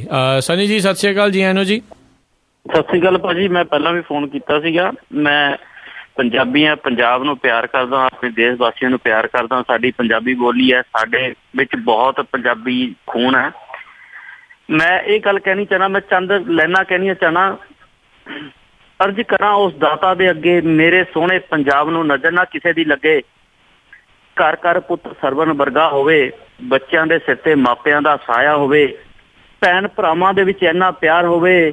ਮਿਹਰ ਮੇਰੇ ਦਾਤਾ ਪਿਆਰ ਦੀ ਸਾਰਿਆਂ ਤੇ ਹੋਵੇ, ਮਿਹਰ ਮੇਰੇ ਦਾਤਾ ਪਿਆਰ ਦੀ ਫੇਰ ਅਗੇਨ ਮੇਰੇ ਪੰਜਾਬ ਤੇ ਹੋਵੇ। ਮੇਰੇ ਸੱਚੇ ਪਾਤਸ਼ਾਹ ਗੋਬਿੰਦ ਸਿੰਘ ਮਿਹਰ ਫੇਰ ਤੇਰੀ ਮੇਰੇ ਪੰਜਾਬ ਤੇ ਹੋਵੇ। ਨਸ਼ੇ ਤੋਂ ਮੁੱਕ ਜਾਣ। ਮੈਂ ਤਾਂ ਸਾਰੇ ਭਰਾਵਾਂ ਨੂੰ ਇਹੀ ਕਹੂੰਗਾ ਵੀ ਨਸ਼ੇ ਛੱਡ ਦਿਓ, ਸਾਰਾ ਕੁਝ ਛੱਡ ਦਿਓ। ਇਹ ਆਪਣਾ ਪੰਜਾਬ ਹੈ, ਬੜਾ ਸੋਹਣਾ ਗੁਰੂਆਂ ਦੀ ਧਰਤੀ ਹੈ, ਅਸੀਂ ਇਹਨੂੰ ਸੋਹਣਾ ਬਣਾਈਏ ਤੇ ਸੋਹਣਾ ਬਣ ਕੇ ਰਹੀਏ। ਬਹੁਤ ਸ਼ੁਕਰੀਆ ਜੀ ਸਨੀ ਜੀ, ਤੁਸੀਂ ਕਵਿਤਾ ਦੇ ਰੂਪ 'ਚ ਆਪਣੇ ਜਿਹੜੇ ਜੀ ਵਿਚਾਰ ਪੇਸ਼ ਕੀਤੇ ਆ। ਤੇ ਪੰਨੂ ਜੀ ਆਪਾਂ ਅਗਲੇ ਕਾਲਰ ਲੈਂਦੇ ਹਾਂ, ਰਵਿੰਦਰ ਸਿੰਘ ਜੀ ਜੁੜੇ ਨੇ ਸਾਡੇ ਨਾਲ। ਸਤਿ ਸ਼੍ਰੀ ਅਕਾਲ ਜੀ। ਆਨੂ ਜੀ। ਹਾਂਜੀ ਸਤਿ ਸ੍ਰੀ ਅਕਾਲ ਜੀ ਭਾਜੀ। ਜੀ ਸਤਿ ਸ੍ਰੀ ਅਕਾਲ ਪੰਨੂ ਸਾਹਿਬ। ਮੇਰਾ ਇੱਕ ਬਹੁਤ ਵੱਡਾ ਨਹੀਂ ਨਿੱਕਾ ਜਿਹਾ ਸਵਾਲ ਹੈ ਜੀ। ਜਦੋਂ ਦੀ ਹਿਸਟਰੀ ਆਪਾਂ ਦੇਖਦੇ ਪਏ ਆ, ਕਿੰਨੀਆਂ ਮੁਗਲ ਸਰਕਾਰਾਂ ਤੇ ਕਿੰਨੀਆਂ ਗੋਰਿਆਂ ਨੇ ਸਾਡੇ ਤੇ ਰਾਜ ਕੀਤਾ। ਉਸ ਤੋਂ ਬਾਅਦ ਸਾਡੀਆਂ ਆਪਣੀਆਂ ਸਰਕਾਰਾਂ ਬਣੀਆਂ, ਕਾਂਗਰਸ ਦੀਆਂ ਬੜੇ ਬੜੇ ਵੱਡੇ ਨੇਤਾ ਜਿਨ੍ਹਾਂ ਦੇ ਇਤਿਹਾਸ ਵਿੱਚ ਨਾਮ ਦਰਜ ਹੋ ਚੁੱਕੇ ਆ। ਫਿਰ ਭਾਰਤੀ ਜਨਤਾ ਪਾਰਟੀ, ਫਿਰ ਸਾਡੀ ਸਿੱਖ ਕੌਮ ਦੇ ਅਕਾਲੀ ਦਲ ਦੀ ਪਾਰਟੀ ਆਈ, ਇੰਨੀਆਂ ਪਾਰਟੀਆਂ ਆਈਆਂ, ਲੇਕਿਨ ਲੋਕਾਂ ਬਾਰੇ ਕਿਸੇ ਨੇ ਸੋਚਿਆ ਨਹੀਂ। ਸਿਰਫ ਖਾਧਾ ਤੇ ਲੋਕਾਂ ਨੂੰ ਨਸ਼ੇ ਦਿੱਤੇ ਆ, ਜਾਂ ਗਰੀਬੀ ਦਿੱਤੀ ਆ, ਜਾਂ ਜਨਤ ਦੇ ਵਿੱਚ ਲੋਕਾਂ ਨੂੰ ਪਾਲਤਾ। ਤੇ ਕੀ ਅਸੀਂ ਇਹ ਵਿਚਾਰ ਕਰ ਸਕਦੇ ਹਾਂ ਕਿ ਇਹੋ ਜਿਹੀ ਅਸੀਂ ਇੱਕ ਆਸ ਕਰ ਸਕਦੇ ਹਾਂ ਕਿ ਕੋਈ ਇਹੋ ਜਿਹੀ ਗੌਰਮੈਂਟ ਆਊਗੀ ਜਿਹੜੀ ਸਾਨੂੰ ਇਸ ਦਲਦਲ ਦੇ ਵਿੱਚੋਂ ਕੱਢ ਸਕੂਗੀ? ਕਿ ਇਹ ਫਿਊਚਰ ਵਿੱਚ ਜਲਦੀ ਤੋਂ ਜਲਦੀ ਇਹ ਕੰਮ ਹੋ ਸਕਦਾ? ਜੀ ਹਾਂਜੀ ਬੰਦੇ ਜੀ। ਦੇਖੋ, ਆਸ ਦੇ ਉੱਤੇ ਤਾਂ ਦੁਨੀਆ ਜਿਹੜੀ ਇਹਨਾਂ ਦੀ ਉਹ ਜਿਉਂਦੀ ਆ। ਜੇ ਮੈਂ ਇੱਕ ਜਿਹੜਾ ਸਾਈਨ ਲੱਗਿਆ ਹੋਇਆ ਜਿਹੜਾ ਸ਼ੰਭੂ ਬਾਰਡਰ ਦੇ ਉੱਤੇ, ਉਹ ਮੈਨੂੰ ਚੰਗਾ ਲੱਗਦਾ ਸਾਈਨ ਜਦੋਂ ਵੀ ਪੜ੍ਹਦਾ। ਤੇ ਗੁਰੂਆਂ ਪੀਰਾਂ ਦੀ ਵਰਸੋਈ ਧਰਤੀ ਪੰਜਾਬ ਦੇ ਉੱਤੇ ਤੁਹਾਡਾ ਆਉਣ ਲਈ ਸਵਾਗਤ ਹੈ। ਬੇਸ਼ੱਕ ਇਹ ਸਰਕਾਰੀ ਸਾਈਨ ਹੈ, ਪਰ ਇਸ ਗੱਲ ਦਾ ਤਾਂ ਪ੍ਰਾਊਡ ਆ ਰਿਹਾ ਕਿ ਅਸੀਂ ਉਸ ਧਰਤੀ ਦੇ ਉੱਤੇ ਬੈਠੇ ਹਾਂ। ਤੁਸੀਂ ਸਾਰੇ ਉਸ ਧਰਤੀ ਨੂੰ ਬਿਲੋਂਗ ਕਰਦੇ ਹੋ, ਜਿਹੜੀ ਇੰਨੇ ਮਹਾਨ ਪੁਰਸ਼ਾਂ ਦੀ ਵਰਸੋਈ ਹੋਈ ਜਿਹੜੀ ਧਰਤੀ ਹੈ ਜੀ, ਮਹਾਨ ਆਤਮਾਵਾਂ ਦੀ ਵਰਸੋਈ ਹੋਈ ਧਰਤੀ ਹੈ, ਜਿਨ੍ਹਾਂ ਨੇ ਬਾਬਰ ਨੂੰ ਜਾਬਰ ਕਿਹਾ, ਜਿਹੜੇ ਜ਼ੁਲਮ ਦੇ ਖਿਲਾਫ ਐਸਾ ਲੜੇ ਕਿ ਲੋਕਾਂ ਨੂੰ ਲੜਨਾ ਸਿਖਾ ਕੇ ਕਿ ਆਪਣੇ ਪੁੱਤ ਵੀ ਵਾਰੇ ਜਾ ਸਕਦੇ ਨੇ, ਸਿਰਫ ਲੋਕਾਂ ਦੇ ਪੁੱਤ ਹੀ ਨਹੀਂ ਮਰਵਾਏ ਜਾ ਸਕਦੇ। ਉਹਨਾਂ ਨੇ ਵਾਰ ਕੇ ਜਿਹੜਾ ਵੀ ਦੱਸੇ, ਇਹਨਾਂ ਮਹਾਨ ਜਿਹੜੇ ਸ਼ਖਸੀਅਤਾਂ ਨੇ ਉਹਨਾਂ ਦੀ ਇਹ ਧਰਤੀ ਹੈ। ਤੇ ਮੈਂ ਸੋਚਦਾ ਹਾਂ ਕਿ ਕਿਤੇ ਨਾ ਕਿਤੇ ਤਾਂ ਉਹ ਚੀਜ਼ਾਂ ਜਿਹੜੀਆਂ ਨੇ ਇਹਨਾਂ ਦੀ ਫੇਰ ਵਰਕ ਕਰਨਗੀਆਂ। ਕਦੀ ਬੀਜ ਨਾਸ ਨਹੀਂ ਹੁੰਦਾ ਕਿਸੇ ਵੀ ਚੀਜ਼ ਦਾ। ਕੋਈ ਨਾ ਕੋਈ ਜਿਹੜਾ ਜੀ ਉਹ ਮਰਦ ਅਗੰਬਰਾ ਫੇਰ ਉੱਠੂਗਾ, ਕੋਈ ਨਾ ਕੋਈ ਜਿਹੜਾ ਜੀ ਏਦਾਂ ਆਊਗਾ ਸਾਹਮਣੇ ਜਿਹੜਾ ਇਹ ਸੋਚੂਗਾ। ਮੈਂ ਆਪਣੇ ਅੱਖੀਂ ਜਿਹੜਾ ਸੀ ਇਸ ਵਾਰੀ ਪਿੰਡਾਂ ਦੇ ਵਿੱਚ ਇਹ ਮਾਹੌਲ ਜਿਹੜਾ ਦੇਖਿਆ, ਜਿਹਦੇ ਵਿੱਚ ਲੋਕ ਇਹ ਸੋਚਦੇ ਨੇ ਕਿ ਮਰ ਗਏ ਸਾਡੇ ਪੁੱਤ, ਜਿਹੜੇ ਖਾ ਗਈ ਇਹ ਸਮੈਕ, ਸਾਡੇ ਪੁੱਤਾਂ ਧੀਆਂ ਨੂੰ ਸਮੈਕ ਦੇ ਉੱਤੇ ਇਹਨਾਂ ਲੋਕਾਂ ਨੇ ਲਾ ਦਿੱਤਾ। ਜਦੋਂ ਲੋਕ ਲਾਮਬੰਦ ਹੋ ਜਾਂਦੇ ਨੇ ਤੇ ਫਿਰ ਗਦਾਫੀ ਵਰਗੇ ਉਹ ਲੋਕ ਜਿਹੜੇ ਸੋਚਦੇ ਨੇ ਕਿ ਸੂਰਜ ਉਹਨਾਂ ਦੇ ਕਹਿਣ ਦੇ ਉੱਤੇ ਚੜ੍ਹਦਾ, ਸੂਰਜ ਉਹਨਾਂ ਦੇ ਕਹਿਣ ਦੇ ਉੱਤੇ ਛਿਪਦਾ, ਤੇ ਉਹਨਾਂ ਦਾ ਸੂਰਜ ਛਪਾਉਣ ਦੇ ਵਾਸਤੇ ਵੀ ਲੋਕ ਜਿਹੜੇ ਉਹ ਫਿਰ ਕੁਝ ਘੰਟੇ ਹੀ ਲਾਉਂਦੇ ਹੁੰਦੇ ਨੇ। ਮੈਨੂੰ ਇੱਕ ਗੱਲ ਜੱਗੇ ਫੌਜੀ ਦੀ, ਜਿਹੜਾ ਕਿ ਇੱਕ ਪਿੰਡ ਦੇ ਵਿੱਚ ਠੀਕਰੀ ਪਹਿਰਾ ਦਿੰਦਾ ਸੀਗਾ, ਉਹਦੇ ਕਹੇ ਹੋਏ ਲਫ਼ਜ਼ ਮੈਨੂੰ ਭੁੱਲਦੇ ਨਹੀਂ ਜੀ। ਉਹ ਕਹਿੰਦਾ ਜੀ ਮੈਂ ਤਾਂ ਇੱਕੋ ਹੀ ਗੱਲ ਲੈ ਕੇ ਤੁਰਿਆ ਕਿ ਹੁਣ ਝਾੜੂ ਚੁੱਕਣ ਦੇ ਨਾਲ ਸਰਦਾ ਨਹੀਂ ਤਾਂ ਕੱਲ ਨੂੰ ਬੰਦੂਕਾਂ ਚੁੱਕਣੀਆਂ ਪੈ ਜਾਣੀਆਂ ਨੇ। ਜਦੋਂ ਲੋਕਾਂ ਦੇ ਵਿੱਚ ਜਾਗਰਤੀ ਇਹੋ ਜਿਹੀ ਆ ਜਾਵੇ ਨਾ ਜੀ, ਮੈਂ ਸਮਝਦਾ ਪਤਾ ਨਹੀਂ ਅਸੀਂ ਦੇਖਾਂਗੇ ਜਾਂ ਨਹੀਂ ਤਬਦੀਲੀ ਹੁੰਦੀ, ਪਰ ਮੇਰਾ ਇਹ ਮੰਨਣਾ ਜੀ ਤਬਦੀਲੀ ਆਊਗੀ। ਜੀ ਜੀ ਬਿਲਕੁਲ, ਜਿੱਦਾਂ ਤੁਸੀਂ ਕਿਹਾ ਵੀ ਆਸ ਦੇ ਉੱਤੇ ਦੁਨੀਆ ਕਾਇਮ ਆ। ਤੇ ਆਪਾਂ ਅੱਜ ਦੇ ਅਖੀਰਲੇ ਕਾਲਰ ਲੈਣੇ ਆ ਜੀ ਪਰਵਿੰਦਰ ਸਿੰਘ ਢਿੱਲੋਂ ਜੀ। ਸਤਿ ਸ਼੍ਰੀ ਅਕਾਲ ਜੀ, ਆਇਆਂ ਨੂੰ ਜੀ। ਤੇ ਕੀ ਸਵਾਲ ਹੈ ਜੀ ਤੁਹਾਡਾ? ਹਾਂਜੀ ਸਤਿ ਸ੍ਰੀ ਅਕਾਲ ਭਾਜੀ। ਸਤਿ ਸ੍ਰੀ ਅਕਾਲ ਪੰਨੂ ਜੀ। ਅੱਛਾ ਭਾਜੀ, ਮੇਰਾ ਸਵਾਲ ਇਹ ਆ ਵੀ ਜਿੱਦਾਂ ਆਮ ਪਾਰਟੀ ਬਾਰੇ ਅਫਵਾਹਾਂ ਹੋ ਰਹੀਆਂ, ਕਹਿੰਦੇ ਹੋ ਸਕਦਾ ਇਹ ਕਾਂਗਰਸ ਦੀ ਸਪੋਰਟ ਕਰਨ ਜਾਂ ਕਿੱਦਾਂ ਵੀ ਗੌਰਮੈਂਟ ਬਣਾਉਣ ਲਈ, ਤੇ ਜਾਂ ਕਈ ਕਹਿੰਦੇ ਸ਼ਾਇਦ ਬੀਜੇਪੀ ਦੀ ਸਪੋਰਟ ਕਰਨ।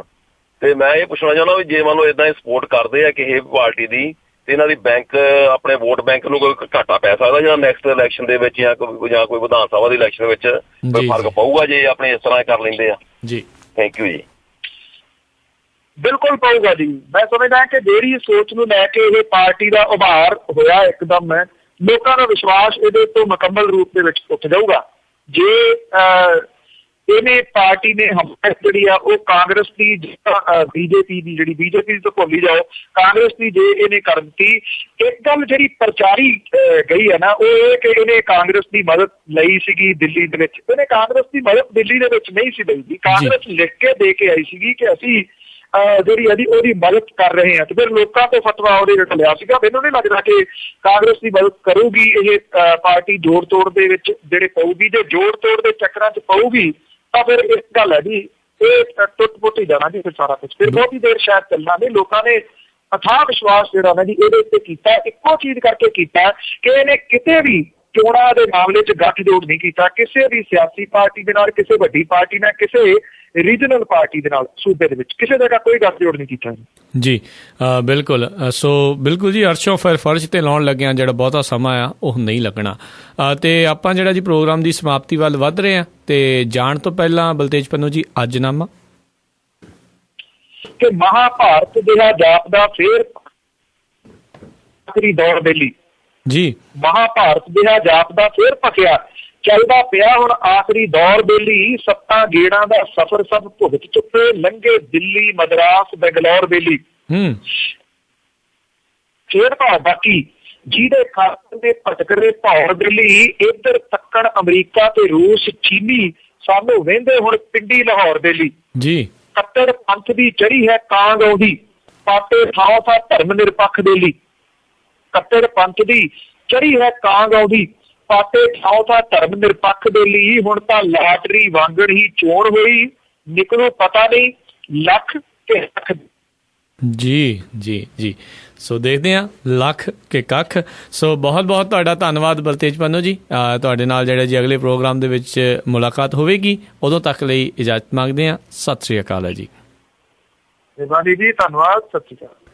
ਸੋ ਤੁਸੀਂ ਸੁਣ ਰਹੇ ਸੀ ਬਲਤੇਜ ਪੰਨੂ ਉਹਨਾਂ ਦੇ ਨਾਲ ਆਪਾਂ ਪ੍ਰੋਗਰਾਮ ਇਲੈਕਸ਼ਨ ਐਕਸਪ੍ਰੈਸ। ਤੇ ਅੱਜ ਦਾ ਪ੍ਰੋਗਰਾਮ ਇੱਥੇ ਸਮਾਪਤ ਹੈ ਜੀ। ਤੇ ਇਸ ਤੋਂ ਬਾਅਦ ਦੇ ਵਿੱਚ ਜਿਹੜੀਆਂ ਤੁਸੀਂ ਸੁਣੋਗੇ ਰਾਸ਼ਟਰੀ ਅੰਤਰਰਾਸ਼ਟਰੀ ਖਬਰਾਂ, ਅਪਡੇਟ ਅਮਰੀਕਾ ਦੇ ਵਿੱਚ ਜਿਹੜਾ ਜੀ, ਉਸ ਨੂੰ ਵੀ ਤੁਸੀਂ ਜ਼ਰੂਰ ਸੁਣਿਓ। ਤੇ ਹੁਣ ਮੈਂ ਵੀ ਆਪ ਸਭ ਤੋਂ ਇਜਾਜ਼ਤ ਮੰਗਦਾ। ਮੇਰੇ ਵੱਲੋਂ ਆਪ ਜੀ ਨੂੰ ਬਹੁਤ ਪਿਆਰ ਸਤਿਕਾਰ ਸਹਿਤ ਦੋਨੋਂ ਹੱਥ ਜੋੜ ਕੇ ਨਿੱਘੀ ਜਿਹੀ ਸਤਿ ਸ੍ਰੀ ਅਕਾਲ। ਜਿਉਂਦੇ ਵਾਸਤੇ ਰਹੋ, ਹੱਸਦੇ ਖੇਡਦੇ ਰਹੋ ਤੇ ਸੁਣਦੇ ਰਹੋ ਜੀ ਪੰਜਾਬੀ ਰੇਡੀਓ USA।